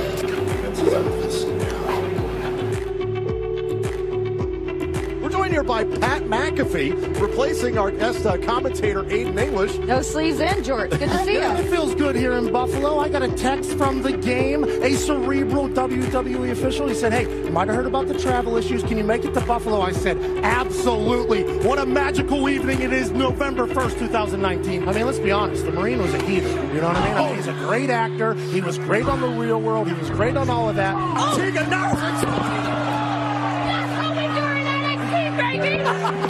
That's how they do it in NXT, baby. Almost took me out holding another grown lady in the air. November 1st, 2019, greatest SmackDown in the history of SmackDown. Pat, you joining us? It might absolutely be correct the way things have gone here tonight.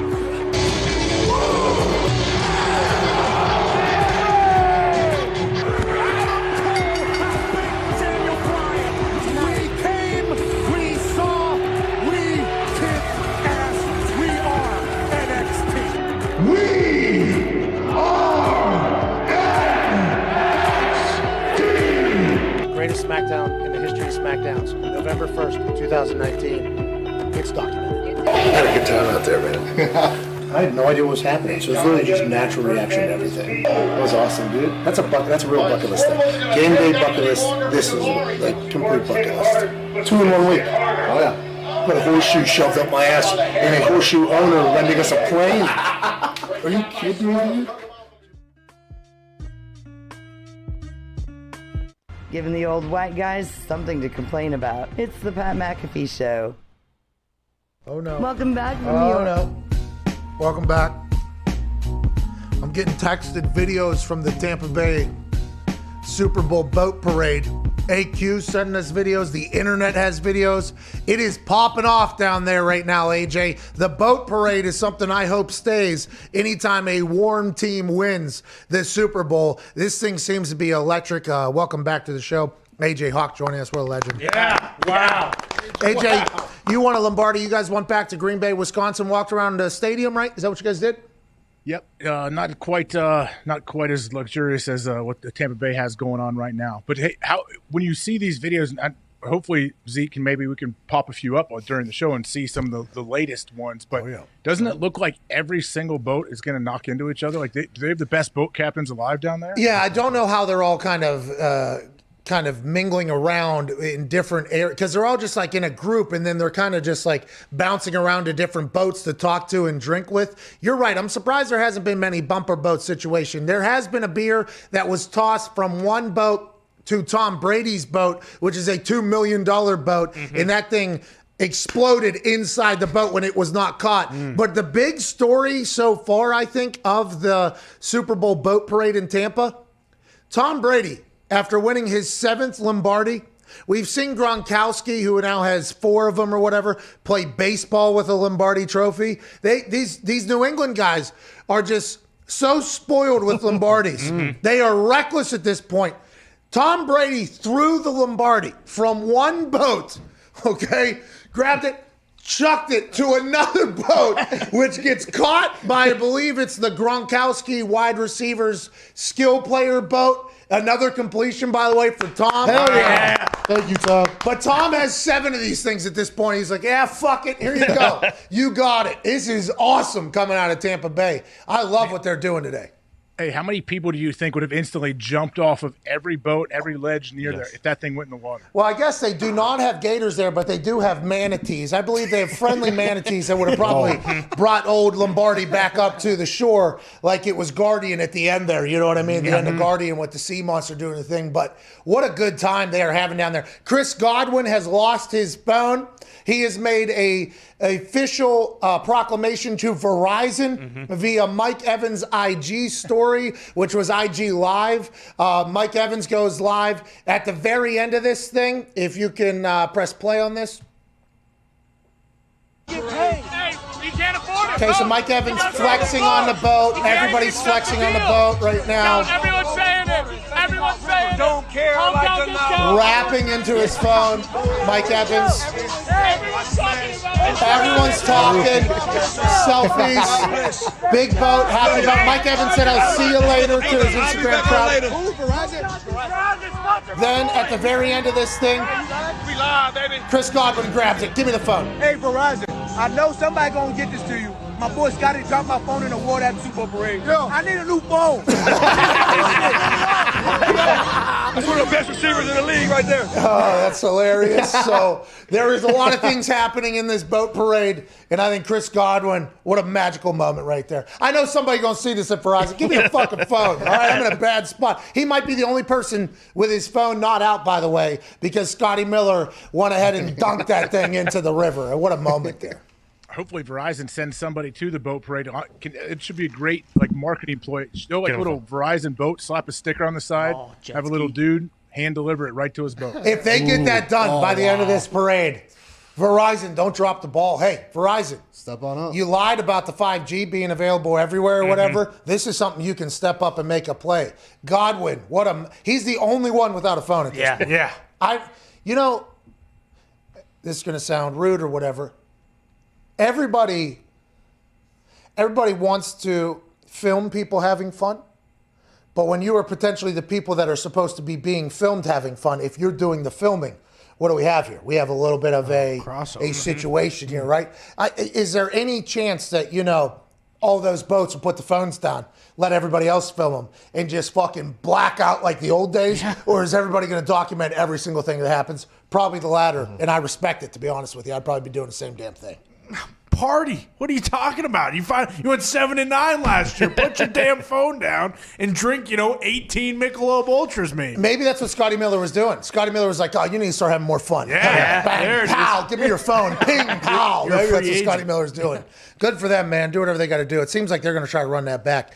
AJ, if your knees let you play football still, would you be going out of retirement in joining the Green Bay Packers if that was not available? The Tampa Bay Buccaneers. I think Adrian Peterson's like, "Yo, get me down there." After watching this boat party, more guys are going to be like, "Get us down there. Let's go and do that thing." Yeah, I mean, there's plenty of guys that will want to do that, but how many spots are there? Like, it's going to be hard to hold on to Godwin, right? So maybe a receiver. Adrian Peterson seems like a decent choice, even though LaShawn McCoy just won another ring when he was on the squad but didn't play in the game.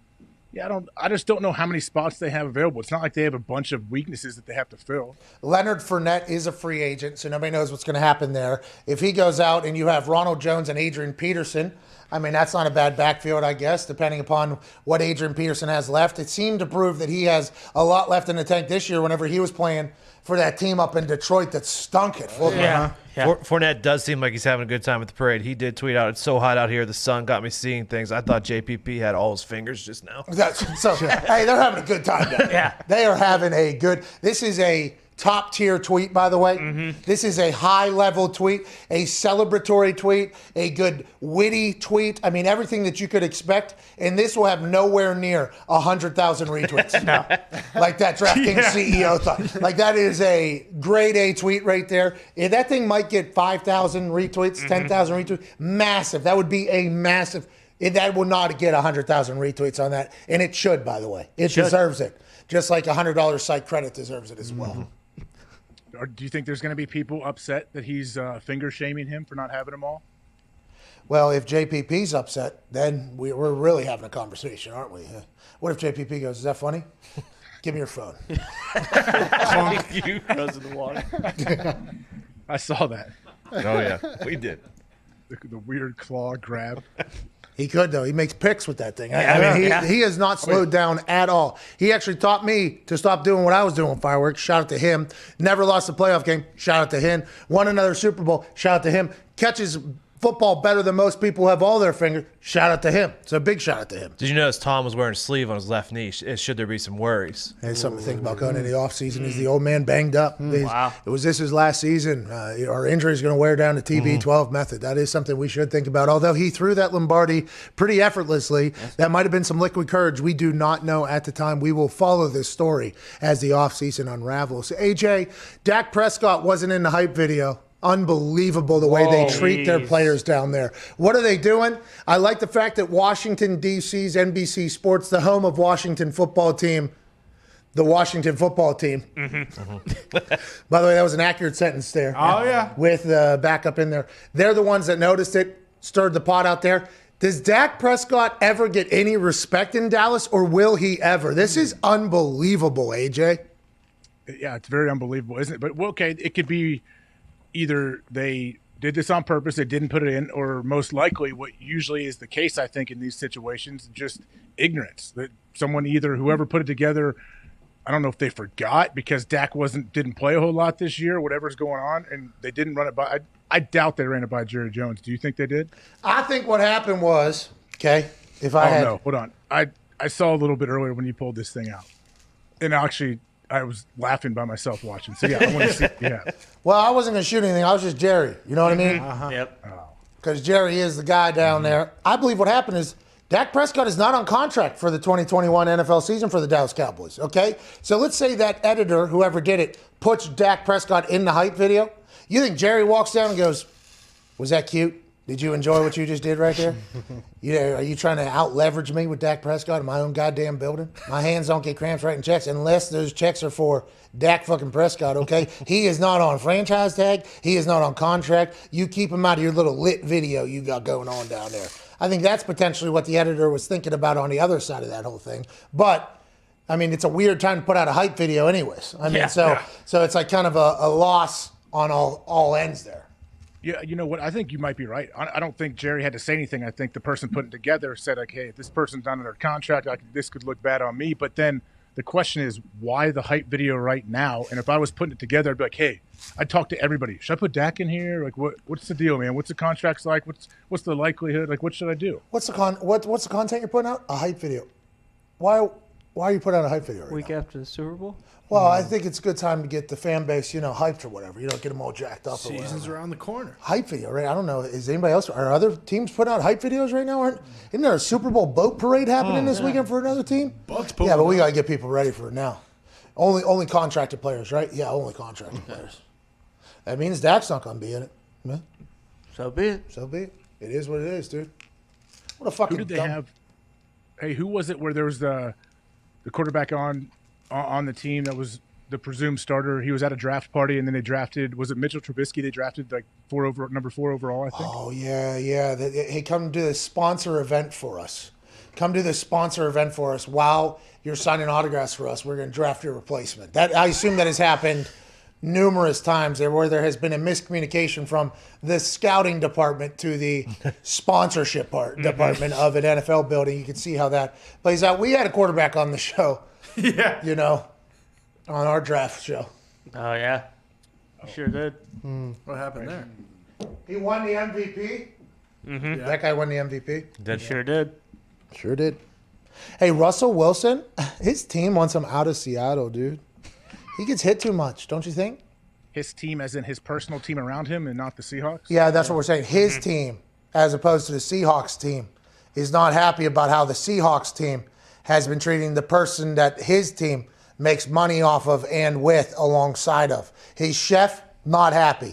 We've had to increase the amount of protein that we do because his muscle fibers have been bruised so often by the way that the offensive line has been blocking. His marketing team says, yeah, he'll get a Walter Payton, but what about an MVP or a Lombardi? I mean, we could get a better team. The strength and conditioning coach is like, we have to train for survival, not thriving, survival. The team had a meeting, a council meeting, and they all voted that they aren't happy with what the Seattle Seahawks team is doing with their team's guy. So I think they are all going to have to come to an understanding and maybe bring those teams together because there's potential parts of the Seahawks team that probably doesn't want to have to hear about what the fucking Russell Wilson team has to say, namely the offensive linemen that are on the Seahawks team listening to Russell Wilson's team disparage their particular part of the team. And that's a big part of the Walter Payton Man of the Year thing. It must be. But, okay, how does Russell Wilson feel about any of this? He's frustrated. He's sick of getting hit. Oh, yeah. He's sick of getting hit. He loves being a Seahawk. Hey, Jesus loves you. Love a Seahawk. The whole thing. He actually says that. Go Hawks. But this is the – we've never seen Russell Wilson have any kind of comments like this before, have we, in his career? Ty would know. What, potting like this? No. I mean, stop your potting. He's potting a little bit, it seems like. I don't know. Sees everybody else.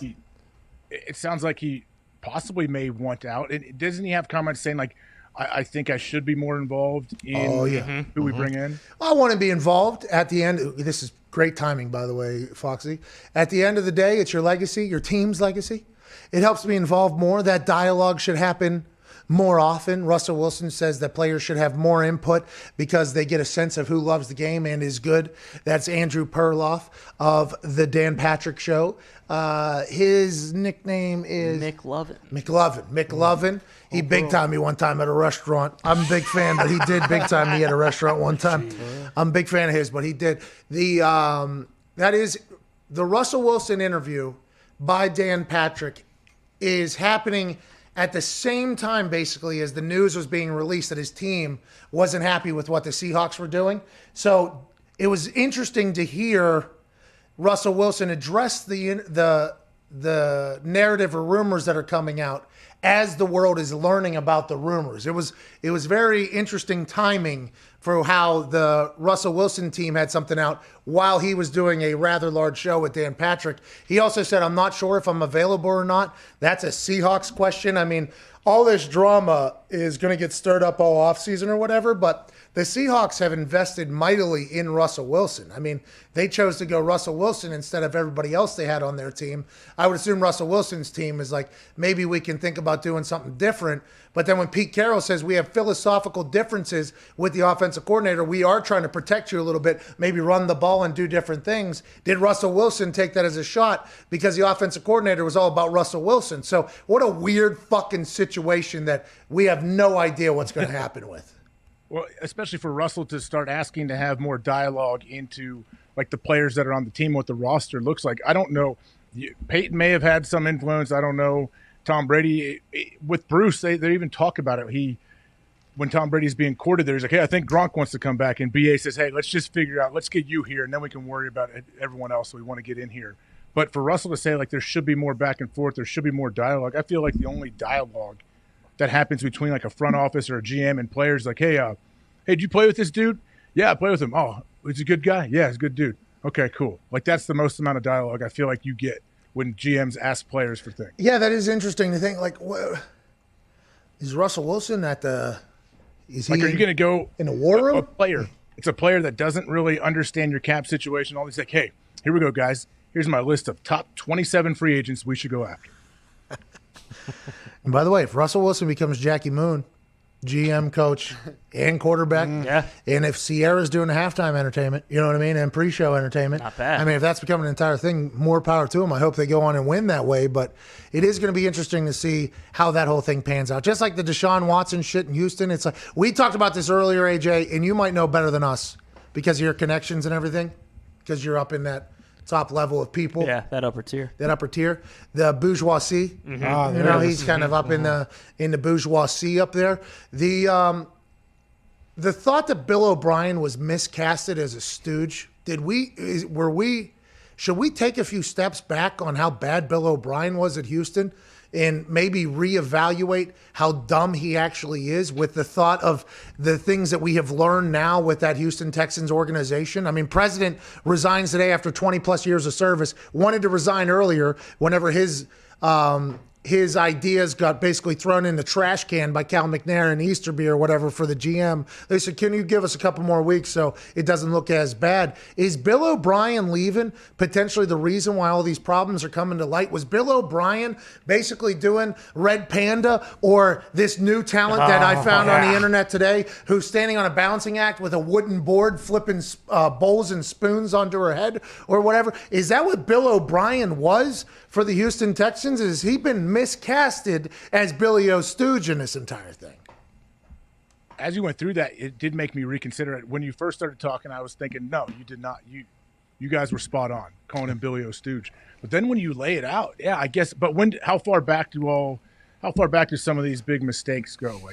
I don't even want to call them mistakes, but the Hopkins trade, everything, like the weird relationship he seems to have with some players, like not as good a relationship as you should. Oh yeah. Did it all start with Easterby, or when was it? Trade. Well, I forgot about the Tunsil trade made their team better, right? He was trying to make it better, but they got rid of all the draft picks. Players don't give a fuck about that. Like, players don't care about future draft picks because that's actually good for them. Okay, you're not going to be able to draft my replacement. Let's go ahead and figure this whole thing out. But the DeAndre Hopkins thing, that was big, right? And if now it's coming out that wasn't Bill who wanted to do that, it was actually somebody above him. The rumor, Michael Irvin went on either Get Up or First Take and was like, Bill O'Brien doesn't like DeAndre Hopkins' kids around the facility or whatever, this whole thing. And DeAndre Hopkins came out and was like, I did not say any of that or whatever, that whole thing. So you did start hearing those rumors about Bill O'Brien specifically being the problem. And maybe I have to do a little bit dive back into what all Bill O'Brien was directly associated with. But now that we're learning more and more and more about it, maybe Bill O'Brien maybe that fight that J.J. Watt and the defense coordinator and everybody had against Bill O'Brien, maybe that was not with Bill O'Brien. Maybe that was with the higher ups. And the reason why they couldn't talk about it, it's like, well, it's the fucking owner of the team we actually fought with. It wasn't the head coach. I'm intrigued by all this, and these stories will start to leak out as the years go by here. That place is one of the most interesting businesses in America at this time. Well, and if Michael Irvin said, this was Bill O'Brien who was saying this, and then DeAndre says no, maybe DeAndre told him in a conversation it was an executive in the front office, and Irvin just assumed it was Billy O. Glue, but instead it was actually Easterby. What if Jack Easterby was like, listen, I do a kid's sermon. I don't know if you heard about my fish joke, but this is not it, okay? Keep the kids out of my services. And by the way, when's my service? All day, every day in this building, okay? One fish, two fish, red fish, new fish, if you want to keep doing what you're doing, okay? And it'll be a 4th round draft pick is what we're getting in return, pal. Didn't even think about that.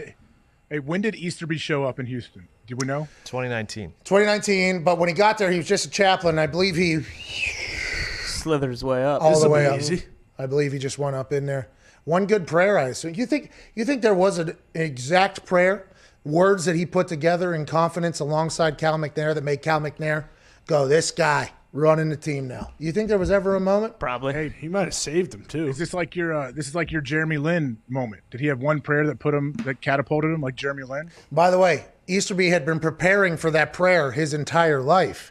And then when he got his chance one-on-one with a billionaire who runs a team, they had the greatest prayer session of all time, propelled him into running an NFL organization from being a chaplain just a year before that. Just like Jeremy Lin got propelled into the spotlight, he'd been preparing for it his entire life, took advantage of it, got a shoe line, Time Magazine, big money. Now he's in the G League. Just like Taylor Heineke had his big moment in the playoffs, he gets a 2-year, multi-million-dollar deal because he had one good game. I mean, these are things that we have to talk about in the annals of history of somebody being prepared for a moment and taking advantage of it. When Jack Easterby closed his eyes to pray alongside Cal McNair that first time, he knew this was the fucking World Series of goddamn prayers. Yep. He knew that this prayer had to bring down the Holy Spirit himself into the room, because if I knock this out of the park with the Father, the Son, the Holy Spirit, the entire thing, I'm running one of 32 franchises in the NFL. And when he grabbed Cal McNair's hands, Cal McNair, he might have put a little electric thing in there. Yeah. Cal McNair felt Jesus Christ himself going through him, and he said, give this guy the team. And that's when it happened. I wonder if Jack Easterby had been preparing his entire chaplain life for that moment. And when he got in there, he obviously hit a fucking home run. Congrats to him. Wow. Congrats. Good Thank job, you. Jack. That's something you think about all the time, pray about. You know what I mean, AJ? What electric thing did he put that little buzzer that little kids get at Chuck E. Cheese? Yeah. Yeah, maybe when they shook hands, he didn't do it, but he had it in there. And then whenever he said, Jesus, give us a sign if we're in the right place. You know what I mean? Just fucking. I felt him. There was, oh my God. I felt him. You felt it? Me too, I think. Hold on, let's see if do the other hand then, Lord. Oh my God. I feel him. Oh my God. The Holy Spirit. And then he says one more, and he both of them, and Cal McNair. And then he fucking out. The Holy Spirit had captivated Cal McNair. And he knew at that moment, we have a voice of God in this building. Mm-hmm. And he might have been one fish, two fish, red fish, blue fishing up there for the New England Patriots. But down here, he's going to be calling the shots because Jesus told me to tell him to do so. Amen. Amen. Amen. Amen. Amen. Hey, someone better call Mad Dog and let him know he's got to change A block around because he's going to want to pick up right where this conversation left off. Speaking of, Valentine's Day is coming up. And for a lot of guys, that can mean added pressure to perform, isn't it? Oh, yeah. Every year. Truly. By the way, not going on a vacation this year for Valentine's Day, normally out of town. I can normally kind of slip that trip in as like a Valentine's Day gift. Let's get some flowers. We'll do dinner, maybe a massage, this whole thing, you know. Now that we're not going to be out of town for Valentine's Day, there is added pressure on me because Valentine's Day is an effort holiday. Yeah, okay? that's right. That's all it is. You might believe that it is a holiday that was made up or whatever, but even there's a lot of things that are made up to bring a lot of good into the world, and I believe Valentine's Day is a great holiday to showcase your effort. That's all it is. Hey, maybe do a little crafty thing. Some popsicle sticks, glue them together. Yeah. For Make a heart. Make a heart. Oh, Right nice. on it. I love you. Okay? Whoa. It doesn't matter how good the gift is. It's just the fact that you thought about it, put the effort into it, and said, hey, you matter to me. That's what Valentine's Day is about. Now it's time to put that same exact effort into the sack. Now it's time to put on a show in there. And your friends at Roman are ready to help you out. Whether you're dealing with ED or you're more concerned with lasting longer in the sack, Roman's got you covered this Valentine's Day. Hell yeah.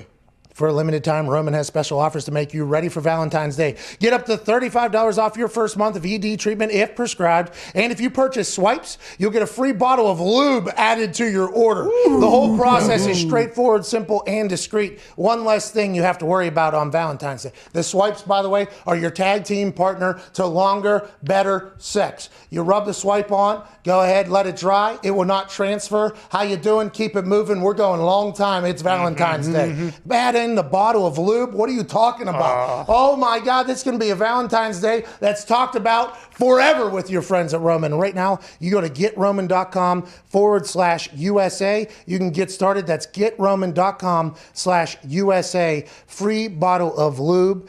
Complete your order online or visit by February today. Guaranteed by Valentine's Day. Here we go. Get your ass over there right now. Get your ass over there. Okay? Okay? Look at me. That was, one of the most entertaining reads I've been able to watch. Well, it wasn't meant to be entertainment. It was supposed to be informative because whenever you go to Pound Town on this Valentine's Day with this lube, these swipes, and potential ED treatment, if you're dealing with that at this particular moment, my God, February 14th is going to be awesome. Fireworks. Hell yeah. You could have 6 kids like AJ with your friends at Roman. Yeah. Whoa. Ain't that right, AJ? Yep. How many times do you think he said lube in that read? Well, to be honest, I did not know that was being added into the deal. So as soon as I saw it about halfway through the read, I was very excited about free bottle of lube. Tough to find. Hell yeah. Shit, AJ lit up when you said it. Yeah, I saw your eyes get real wide. Took an extra puff of that. He was like, That's what I'm talking about. ready to go. Here we go. Now that is something that I'll be intrigued to see how Chris Mad Dog Russo moves around his A block to come follow that entire conversation. Let's get one more phone call in before we have to get out of here. And the legend Chris Mad Dog Russo will be next. Juice in Arkansas. What's going on, Juice? How's it going, Pat? You got me going up against a hard networked out. Yeah. I got a quick question for you. Okay. All right, if aliens come down and they got the 2004 Bucs defense and the 2019 Chiefs offense, What two teams are you picking to beat them? All right. Great. We got to get question. out of here. You know, that stuff with the hard out coming out, we don't have a chance to dive deep enough into that conversation from our friend Juice in Arkansas. That will be on the paper for tomorrow, though, Juice. Yes, absolutely. We'll dive into that sometime tomorrow in the 3 hours that we have. About a minute and a half until Chris Mad Dog Russo will be the host here on Sirius XM. AJ, any final thoughts on this Wednesday, February 10th, 2021? I mean, I had a lot of thoughts on whatever Jackson, whatever his name is. That's a beautiful question he had, but unfortunately, we won't be able to get to it. What were your initial thoughts if you had to have them? Was it the 2004 Bucks, he said? Yeah, I was a junior in high school then, and I was in Pittsburgh. I'm not 100% sure I am as diverse knowing exactly who was on the Bucks defense. Warren Sapp was out there. Oh, my God. Rice. John Lynch was out there flying around. I mean, there were some players out there, obviously. Yeah. What two teams will beat them? Yeah, we'll talk about that tomorrow. 1998 New York Jets. Fucking 85 beers. Vinny Yeah, Testaverde easily. to Wayne Corbett. Anyways, if an alien comes down, they ask that question. Yeah. I know that we're smarter than the fucking aliens, and I'm pretty pumped up about it. Probably smack them right in the mouth. Oh, I could just smack you in the mouth. You guys don't care. You're from the dumb planet. Okay, smack you right. How'd you get here? One of them starships? Smack you right in the mouth. Smack. You got a Oculus? You want a box? It's a pretty tall alien. Yeah, I assume they're tall because they transform, you know? Yeah. Speaking of transform, this channel will become a good one. When the pioneer and legend of sports talk radio joins you in about 6 minutes, Mad Dog Unleashed, a much better show than this, is next. I assume the aliens are tall, right? But then all the shit that comes out is they're very small. They're very, very small. I assume that they just kind of... Bad PR team. Yeah, maybe it's a bad PR team, but also maybe they do hop into the brain, The like shapeshift. Men in Black. Yeah. Yeah, that might be what they do. Ryan's belt. Yeah, I don't know. it's a dog. You were slapping looked about like 8.5 foot alien you were trying to slap earlier. That's Spider. That's Yeah. That's a guy from Thrill of the Big Fight. body. Have you been fighting in there at all? There's a guy named Spider in there who's a problem. It's a weapon. He's very tall, dude. Strong. Body shots, very important against Spider. Endurance, also important. And overhand rights, by the way. Oh, yeah. Because he's taller, and it seems like, when you're that big, I guess you don't get punched in the mouth as much. Mm-hmm. He does have a little bit of a glass jaw up there. Really? Yeah, if you can get up to it, it is a little wobbly. Mm-hmm. That is the uppercut guy. That's who you need to uppercut. Oh, see, Connor has started doing the uppercut, which I didn't think was possible. I guess you jab back. Bang! Yeah. Be careful of your own Oculus, because the first time I tried it, I did smack my Oculus off. Punch yourself. I seriously punched because I was really going for it. And I smacked my Oculus and came off a little. I had to get back in there. It was wild. But I eventually landed one. I got bad news, though. I haven't been playing ping pong. Oh, Levin's dead? I've been getting back into the boxing much more. I've been trying to go through entire classes in one run. And then by the end of it, I can't even move my arms. So I'm like, well, ping pong tomorrow. I go. You been on the pond at all? I have fished a little bit. I caught a rainbow trout. That's Nice. pretty awesome. And you actually hold it up, and I took a photo, and then it wouldn't save. So I really didn't fish, I guess. Wow. And I do feel like I learned, though. How to cast and everything? No, I know how to cast. I could cast in real life. I was a pretty good caster. That's why I was always so frustrated that I could never catch anything, because bites. I could always cast it further than everybody. Mm-hmm. I had a pretty good little whip with the release, and then you kind of, troll it around or whatever. Mm-hmm. The timing of the lift, though, I'm learning from the game. Because I'll lift, and it'll be like, too early. You can't lift that early. You got to have a little bit more patience. And then I'll wait a little bit longer, and they're like, God, got off. You got to do something. So I'm learning the feel of the lift, which I could translate into real life, I think. Okay. Have you fished on there, AJ? No, it sounds awful. Do you catch fish the whole time? Yeah. They just turn out fish, but if you stink, they just give you little fish. The pond is stocked. Pond, you see the fish. I was actually dragging it in front of one of the bigger fish, and because I stunk, the bigger fish wouldn't get on it. So, I think you have to be like a pretty good fisherman to get the bigger fish. I got a bunch of small little fish. Well, yeah. It's a process. I played 2 minutes, though, 3 minutes. I was, Nice. all right, this stinks. Okay. All right. Back to the drawing board, I guess. You're done with the Beat Saber, too? Yeah, I've been Add done on with it? that game. Yeah. Yeah. I can't do the same, at the same time. Two at once? Yeah. Same time, two different It's like this thing. Yeah, exactly. It is exactly like that thing. It is exactly like that thing. You know what I mean? It is. I can't do it. I assume the gamers can do that game, though. Yeah, it's a good time. I've learned that you have to. You can't actually watch like when the bricks are coming. You just have to see exactly where they come out first. And you have to remember what's And then you just coming. have to remember, Well, then they start disappearing. That's what I mean. Yeah, the arrows disappear on where you're supposed to go, so I had to just start looking like at first glance, and then you're just hoping that you're hitting them on the spot with the sabers. I really fucking hope that I get back into the ping pong, though, but it has not tickled my fancy at all in there, AJ, which may be good for you and your axe over there, the doll-ass axe you got. No. I'm going to play you again on there. I need to play a little bit more. The one I always go in and try the bar fight deal, but then you knock everybody out, and then the time's up, and you can't get back into it. Like, how do you restart or go to another bar? You got to go to the alley. So you gotta after you take care of them, you walk outside to the bar and go to somewhere else. Walk outside the bar. You'll be back in like the sidewalk area. Look to your left or to your right. I forget which one it is. And just walk in there. You'll end up in a back alley. And there's bricks you can throw at people. There's a bunch of stooges that come walking up to you. I mean, there is. That's something that you'll enjoy it. But that'll get old as well. I mean, you'll inevitably beat the shit out of all these people. And you're like, have I really accomplished anything? I don't know if AJ's going to get sick of that, though. Just beating the shit out of people? Beat the shit out of people. I mean, yeah, but he says he doesn't box, though. He said he doesn't box, though. I feel like that's something you would love. I don't know why you haven't gone all in on that thing. Soft. I mean, I have. I just haven't gone all in on the Oculus. I jump on for 15 minutes at a time here or there. But definitely not every day. Got kids. Yeah. You got kids. Yeah, they love it. They go on there. Will your kid be a professional e-gamer or an NHL player, you think? Well, I would say none of them are elite skaters by any sleight of the imagination right now, but hockey's probably not in their future. Whoa. You think America ever creates another NHLer? Yeah, they do every year, don't they? That isn't from a NHL dad. Oh. Yeah, I mean, it happens. Michigan's big, Minnesota, some places out west that are big, that are American kind of hockey places. Yeah, I don't know. I think it's going to be tough. That is a torture sport. You have to – it is not an easy ride to the top there in the NHL. And there is not as – I mean, maybe if it gets on ESPN and gets a little bit more – shine and like everything like that. But I believe that's a sport that potentially – we don't have many Americans really going for it anymore just because of how difficult it is to make it in that particular world. And e-gaming is an opportunity. Content is another opportunity. Other sports are not. I just don't know how many we're going to create. And I know there's at least one, and his name's Lil Phil out there in Pittsburgh, Pennsylvania. Come on, Phil. CFO Phil's kid. He's unbelievable. How old is he? I have no idea. How old is he, Nick? I don't know. 6? 5? Really? 7. I'm not a bad guy. I mean, watching that hockey film, I thought he was 10. Same, honestly. Well, that's good news, by the way. Yeah. He's 5 years old. He's good. He's got dangles. Holy He's shit. got Like a grit. 10-year-old. It feels like he can really play.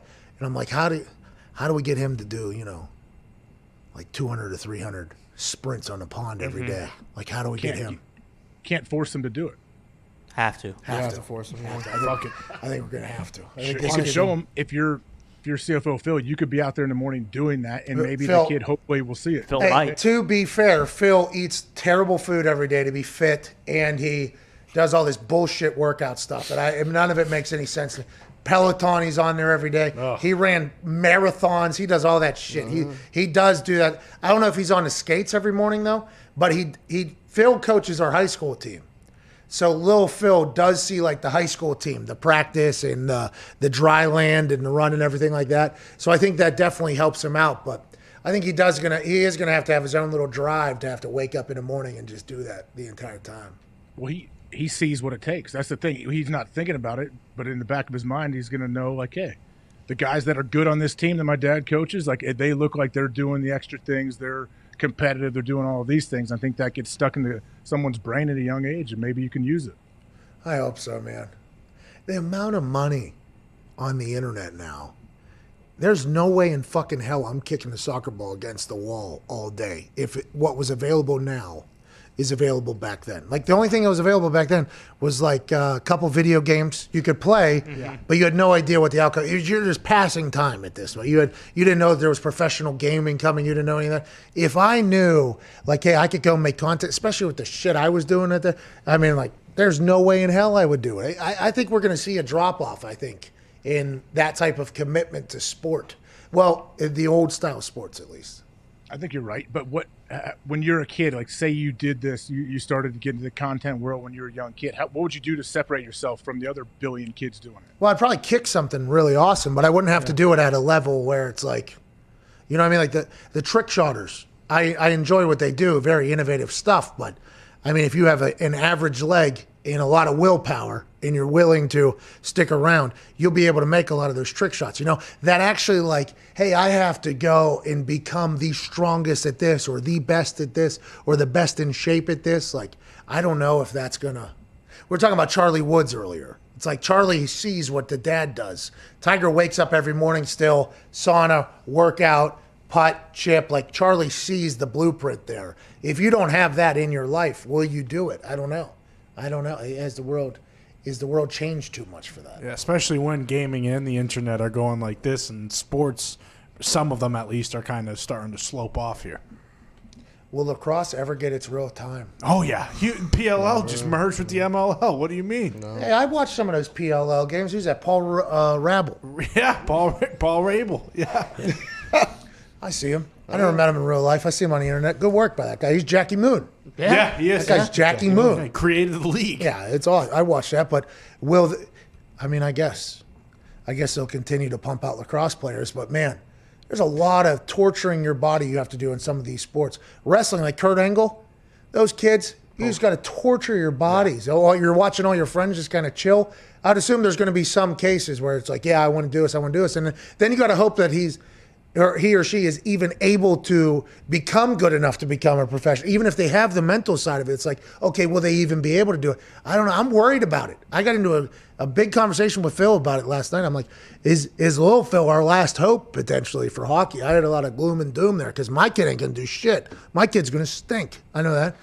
I know that right now. I know the kid's going to say he's too spoiled. Well, and lacrosse falls into the same problem that hockey does. You know, you got to be well conditioned. You got to be able to get hit, and also it costs a shit ton of money to even play the sport. And you also have to explain to people that aren't from cities where the sport is what the sport is. True. Yeah, in 48 states. Yeah, it's a lot of time. Mm-hmm. I wish I could have ripped some twine. A lot of this, right? It was a good time. There's a lot of this, right? No, it's a lot of it's kind of up here, honestly. You're holding it back here. Yeah, but I hold it like Phil Rivers. So you kind of have the different. Yeah, I have a little different. So you're kind of almost like one of the Native American players. Well, the originators, yeah. But the people say that with the way I hold it, the ball is going to come out like LaShawn McCoy. Yeah. But I always see it. Whoop, whoop. I have like a sonar on it. Okay. You know what I mean? I'm always doing a cupping thing. You can toe drag it down too. Whoop, whoop, whoop. And then I fucking whoop. Wow, how you doing? Goal behind the back. Yeah. And nobody ever thinks of coming behind the back because of how low I hold it. Yeah. But then all of a sudden they don't even realize that turn. Whoa! It's coming, dude. 2 points. It's fucking yeah. Heyo.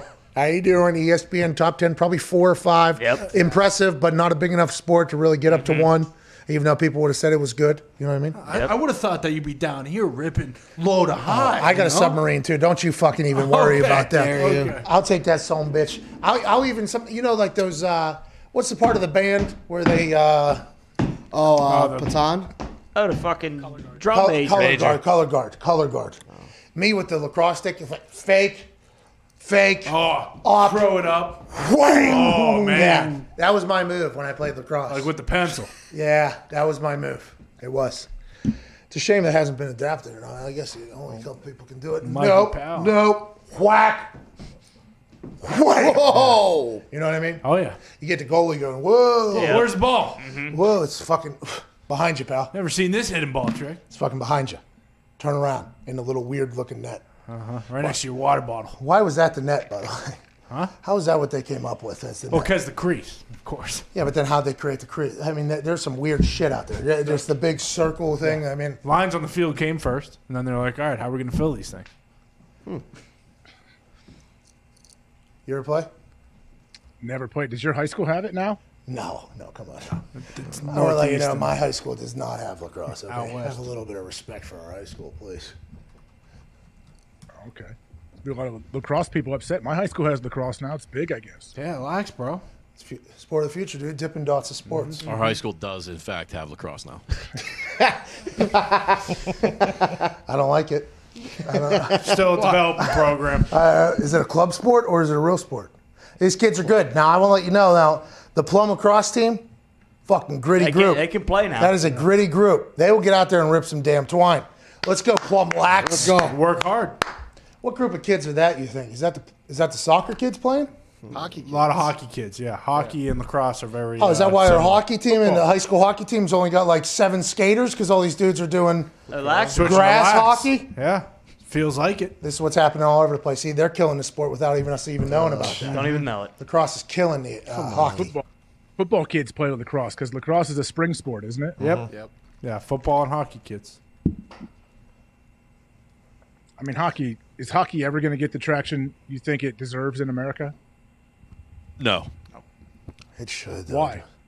Such a good sport. because they don't know how to market the game very well. No, because there's no goddamn Americans doing well out there. Actually, it's the best America's ever done right now with the group of talent. they have. That's what I'm saying. We don't know. We don't know. Didn't even know. But dude. exactly, you guys don't know because they don't market it very well. It's too expensive. Hockey's very expensive to get Not into. enough people are going to play it, so why would you like a game that you never played? And you got to skate at 5:30 in the morning. But watching it is awesome. Like, I appreciate all these people, in Rocky where he's sitting there and they got that kendo stick or whatever, and they're just like, I appreciate these kids that have done this for hockey, Like, I appreciate all these, Finnish, Russian, Canadians, Swedes, Europe's, Czechoslovakians, all of them. Okay, I appreciate what they've done to get to this point. In the entertainment level of hockey, I am a big fan of. I'm from hockey town. What I'm saying though is, I don't see my lazy ass spoiled kid ever getting into it. I don't ever see that happen. I hope he does, but he won't. I just got a feeling. But you would have to be there to get up at 4:30 in the morning and get all his pads ready and take him to the rink. Don't you worry about that. Okay. We'll fucking get on a schedule for sure. We might be, the night house. We might be the night house skating late, after the games. Yeah. We're sticking around. Dad's keeping the place open, so we don't have to wake up at 3:30 a.m. for your fucking fake passion that you currently have. That will be over in about a year or two. Okay, let's stop wasting these damn time. I would turn the backyard into an ice rink, though. Yeah, there you go. If I thought my kid had a chance, you know what I mean? I would do that. I would give him every opportunity, but that feels like a sport a lot of people are potentially going to quit.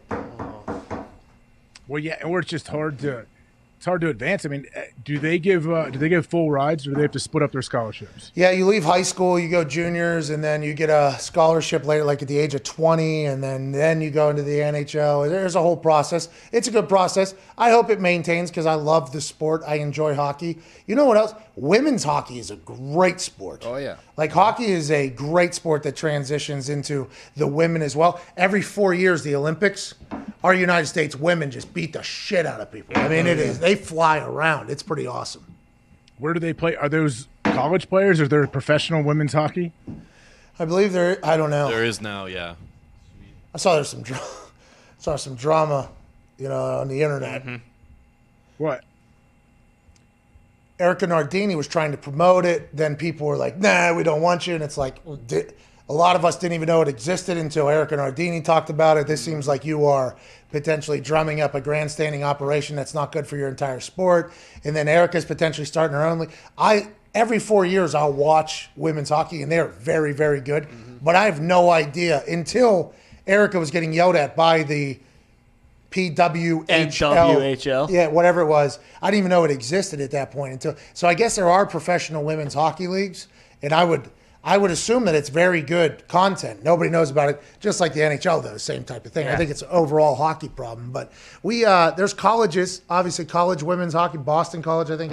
Bean Pop, Notre Minnesota. Dame, I believe. I think there's I went to high school with girls that played hockey. Up there. Very good athletes. It's fast. Yes. That sport is very fast, and I think that is the biggest difference between that particular women's sport and maybe other women's sport. Our women's soccer team's awesome. There are some women's sports, though, that do not transition, I think, as well as hockey has when it comes to skill level type thing. You know what I mean? You watch WNBA every night, don't you? I watch WNBA all the time. I'm a big New York Liberty fan, but I'm a Fever guy. Oh, really? Yeah. Yeah, the Indiana Fever, dude. Okay. I'm a Fever guy. Dupree has a wet jumper. Yeah, you're 100% right. I don't know if she's still on the team. I saw her last year, though, and she was fucking filling up the Real cup. good.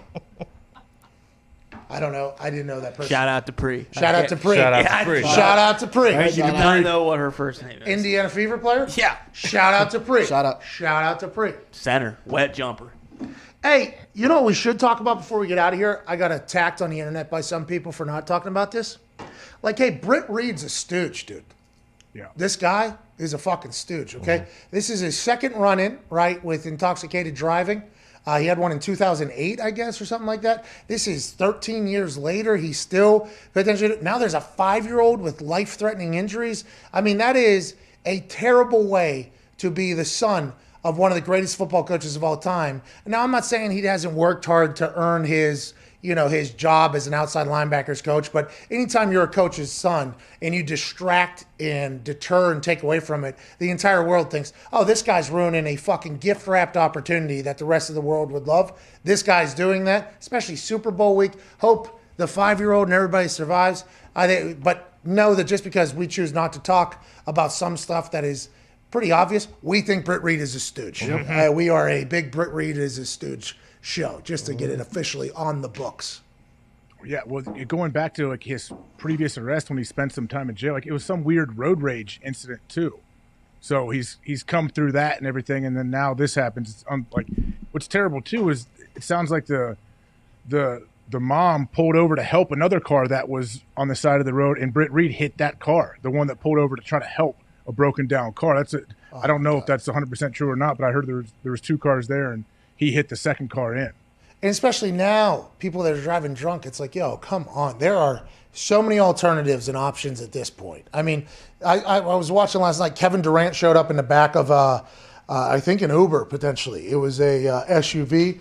And Shaq and Dwayne Wade and everybody talking about, did he just get an Uber to the arena or whatever, or a driver or whatever? It's like that is so readily available for everybody at this point. Yeah. If you're driving drunk, you're a fucking idiot at this point. Now, back in the day, it was a much different conversation, right? And I'm not saying I was walking whenever I got arrested, so let's not get crazy at all, and I would never say that. But in 2021, if you get a DUI for alcohol, you are a fucking idiot at this point. Ubers, Lyfts, the amount of, what was that, Ty? Well, I was going to say, unless you got a situation like the fucking boss and the odds are stacked against you and they're trying to send him away, it certainly seems like. But outside of that, yeah. Are you talking about Bruce Springsteen? Yes, I am. Bruce Springsteen just got a DUI in New Jersey, I guess 3 months ago it just got out, which is, when I saw the headline, I was, what? I thought I did not know that Bruce Springsteen was arrestable in New Jersey. I had no idea. But he's drunk driving in 2021. The cop was probably, boss, don't be a fucking idiot here. He has the key to the city. The state. State, my friend. Potentially the country. Yeah. No, it's country. There's a lot of cities that don't give a fuck about Bruce Springsteen. What? But New Jersey is a place that's his home. That's like his place. Gets arrested for intoxicated driving. It's like, yeah, hey, Bruce, can't be doing it here in 2021, pal. But also, never would have expected to see that happen in the world that we live in. Wait, this happened 3 months ago and it's just coming out? Yeah. Was he asleep at the wheel, like at a stoplight, or what? I would foul imagine play from the police department. We don't exactly know. What? Said there was foul play from the police department, likely, but we don't exactly know the whole situation. I did not know you were this big of a Springsteen fan. Fuck yeah, it's the boss. I mean, come on. You know? Hey, you're the boss. Let's put you in the back seat and get you home. I mean, I don't know. You look at the crime scene, you look at the evidence, it looks like it's certainly stacked against Bruce in this situation. And I don't like it. And by the way, Ty, you are not saying that anybody in the year 2021 should ever think about drunk driving. Absolutely not. Then what are you saying here? To be honest, can we see the BAC test? I don't even know if Bruce was boozed up. Britt Reed, definitely, and he's stooge. Big time.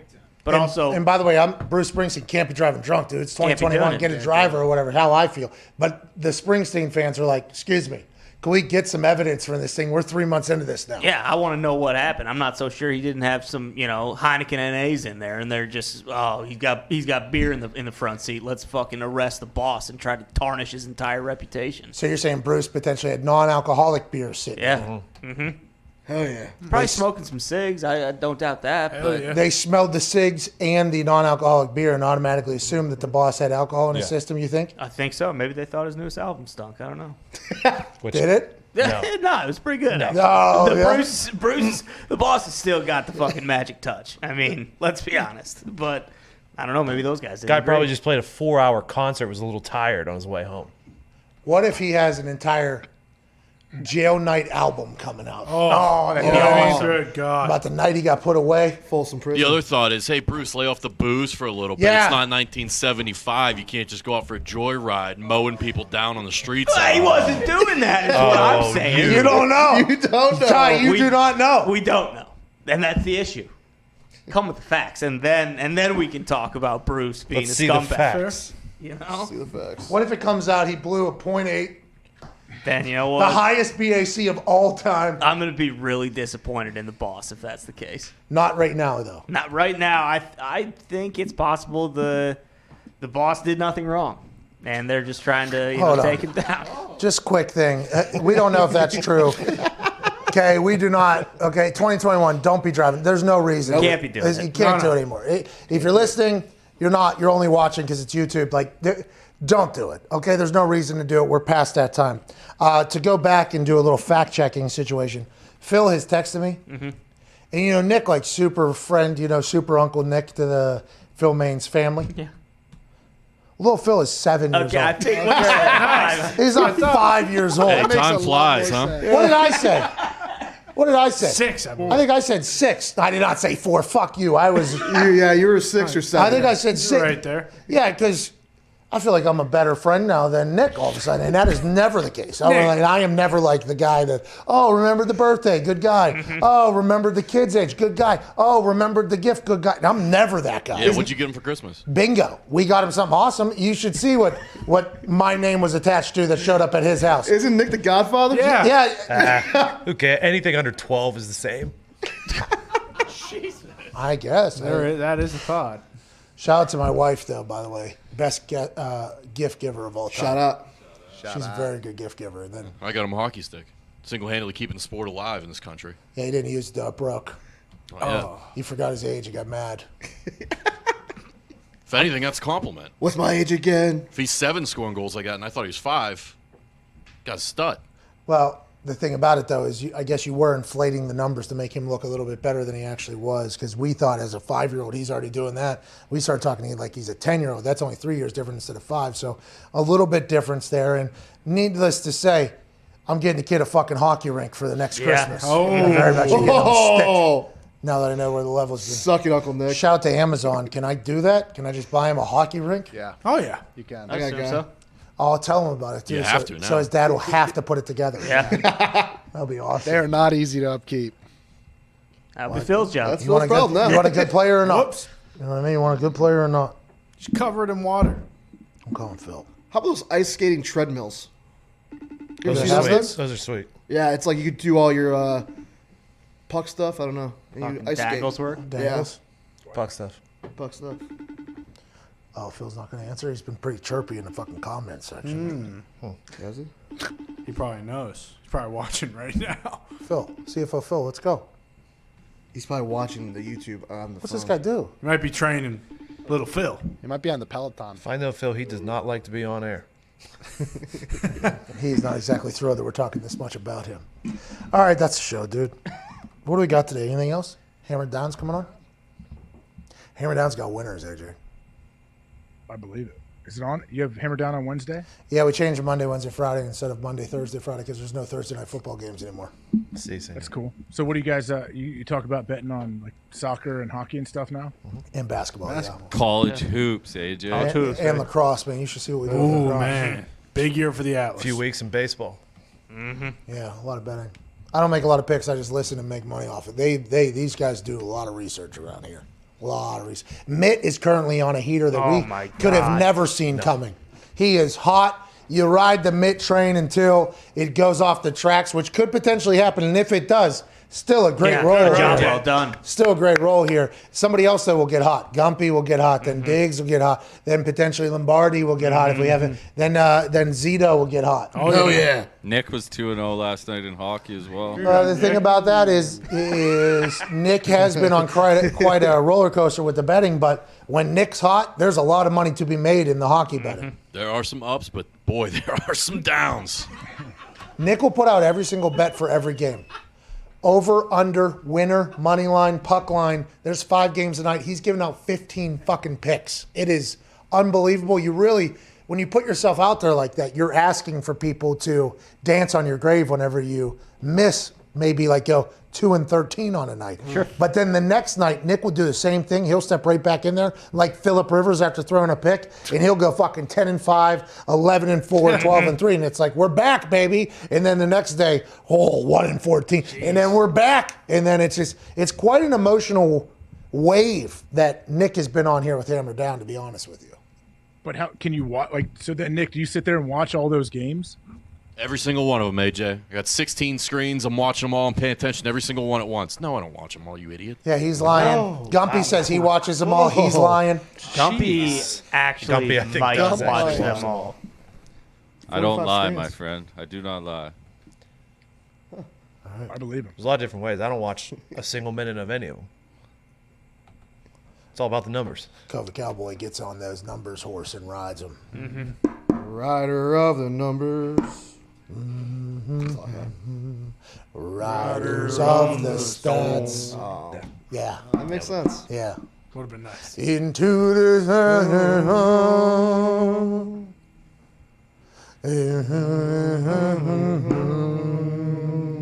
You know that song, AJ? The Doors? Probably. I thought it was just called Riders of the Storm. I think it's Yeah. he was talking about the name of the Name band. of the song. Three Doors Down sings that? 3 Doors Down, by the way. What's that, Jumper? Kryptonite. Wish you would. Third That's the Eye line. It's closing time. Semisonic. Oh, wow. Jumper's a good song. I almost wanted to learn how to play the guitar so I could learn how to play that one song because Jim Carrey and Yes Man, whenever he's in the apartment, wish you would, and then he grabs him and throws him back in and then does the whole thing. I was like, it'd be really cool to walk into a Howl at the Moon, grab the fucking guitar off the wall, wish you would, and just fucking go, and then put it down and then walk out. Yeah, that was like a 2-month run where I thought I was going to do that. It's really hard to learn the guitar, turns out. Can't get it. Just can't get it with the fingers. Tough. It's tough with your fingers. You got to sing the song authentically with a little bit of a lisp, though. That's it. Jumper, we've been singing it with a lisp since I was probably in the 7th grade. Why are you doing that? Just listen to it again. If you want the, like Nick says he's what, a soldier for truth? That's the most authentic version of Jumper. He's a champion. He's a champion for truth. Either one. So you had to point out the fact that the guy has a little bit of a lisp whenever he's singing that song? He sings it with a little bit. Just check it out. Listen to it. My kids already sing it with a lisp too. Like just. Can I hear it? Can I hear it one time from you? What it sounds like? With you, we'll step back, just like that. That's good. That sounds just like it. Check it out. I thought there was no chance we were getting that. Oh, because I mean, my voice is a little bit hoarse right now, but Of course. You were singing earlier. Never gonna be able to not do that. 2,000 puffs today. I was singing Jumper on the way to school this morning with the kids. What are you driving, minivan over there? No, we don't have a minivan. Puts him in the truck of his bed. Yeah, you do. You changed the school, right? So they had to go to school because another school was like, no, it's not safe for them to be here. You're like, okay, my kids aren't going here. They're going to a place where it is unsafe, and they're going to a school, right? That is what happened this year with you? Yeah, it's been very, very safe. Yeah. Nice. Turns out a lot of the expectations potentially on Uncle COVID at the beginning were maybe were a little bit far-fetched, but you can't be too safe. You know what I mean? Can't be too safe in this world that Can't we put live a in. price on it. Is it done? Is Uncle COVID done? Country's opening back up, it seems. Pretty good for us, huh? Yeah. Tampa looks pretty good right now. New York. Can I still punt? I wonder. I don't think Tampa ever shut down, did it? No. If it's anything like Orlando, that son bitch was open. I think I still got it. Certainly looks like That it. boat party looks like a good time. Yeah. Same time next year.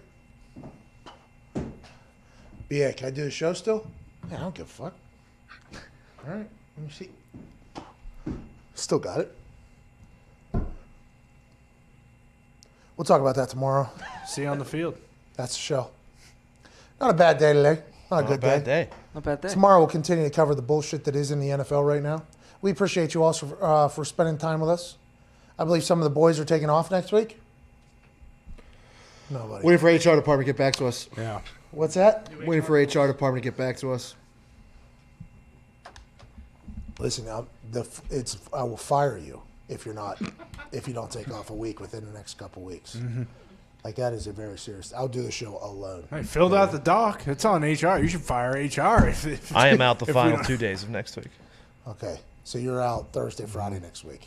Was that okay about HR? Fort Lottie. No, you should take off the whole week though. I'm forcing a full week off. I know. So you're off next week. Okay, so COVID Cowboy is off next week. Congrats to you, COVID Cowboy. I'm proud of you. did it. Congrats, dude. Anybody else signing up for next week? You know, if you don't, you're all going to end up in 1 week. Can't have it. Can't have it. That's why we got the doc. Filled it out. I thought we all did. What do you mean? I thought there was. What are you filling out? It's not like a question and answer thing. Oh, it is actually. It is. 7 questions. Fucking Stony Baloney up there. Yeah. Created it. What's your role? What do you do here? Who can help with your duties when you're not here? Are you serious? What's from the the first clouds, week baby. you want off? What's the second week you want off if you don't get the first week? What's the third week you want off if you don't get the second week? Where do you see yourself in 5 years? Goddamn encyclopedia. Didn't know what to I answer. thought he was going to ask for my social. Who can't take off the same We time have your as you? social, dude. Oh, we yeah. have your social. That's right. Oh, shit. Forgot about that. It's been compromised anyways. I wouldn't worry about I it. did get true. my identity stolen. The documentary or your social? Yeah. No, I was a victim of identity theft. Really? Yeah. The FBI called me. Or actually, the detectives in Rhode Island passed my case on to the FBI. Haven't heard back from the FBI. They don't do a lot right, it seems like. The FBI is portrayed in a very negative light anytime they are talked about, it Yeah, feels like. well, Because they need to call me. I haven't had an update since goddamn 2020. So do you get a new social security number? How's this work? I don't know. I think I'm just 2 people for the rest of my life now. No, that other person is 2 people. Yeah. Yeah, so that guy. You are 0 is people. probably You are just no people. trampling all over your credit as we speak, and That's then awesome. he'll move on at some point. And the I'm FBI's off the map. just watching it. Like, should we give a call to this guy? Nah. Let him go ahead and do a little dance on the grave of a credit score while this guy gets houses and boats. He's probably down in the Super Bowl boat parade right now. Yeah, it's probably you. So that stuff becomes mine, though. No, the debt Yeah, and Yeah. the boats and stuff. and the credit score. Yeah, I think he kept all that. it becomes my stuff when he gets busted. No, I think you're fucked here. No. You should be calling the FBI, I think. Was Well, it 911? I had I tried that think a 811. few weeks ago, and they said, "Sir, this is not the FBI. They should be able to connect you. Nothing you can really do there. There's no extension that I was given." This is a show, huh? AJ, you ever have... What's No, up? I hate to interrupt this, but I got a parent-teacher conference here coming up. I gotta jump on. What happened? Your kid fucked up? No, this is when they got a scheduled half day. You have to do it every All Sunday. in Was service it a day. Zoom link? They're like Has a teacher asked you to bury him one time before? Like, hey, AJ, will you hit me? I'll give you a kid an A. Oh, to hit them? No, their female teachers tend to not ask me to tackle them too much. Oh. Too much. Too much. Excuse All me. right, good luck out there. Tell your kid we're pulling for him. See you tomorrow, AJ. See you tomorrow, AJ.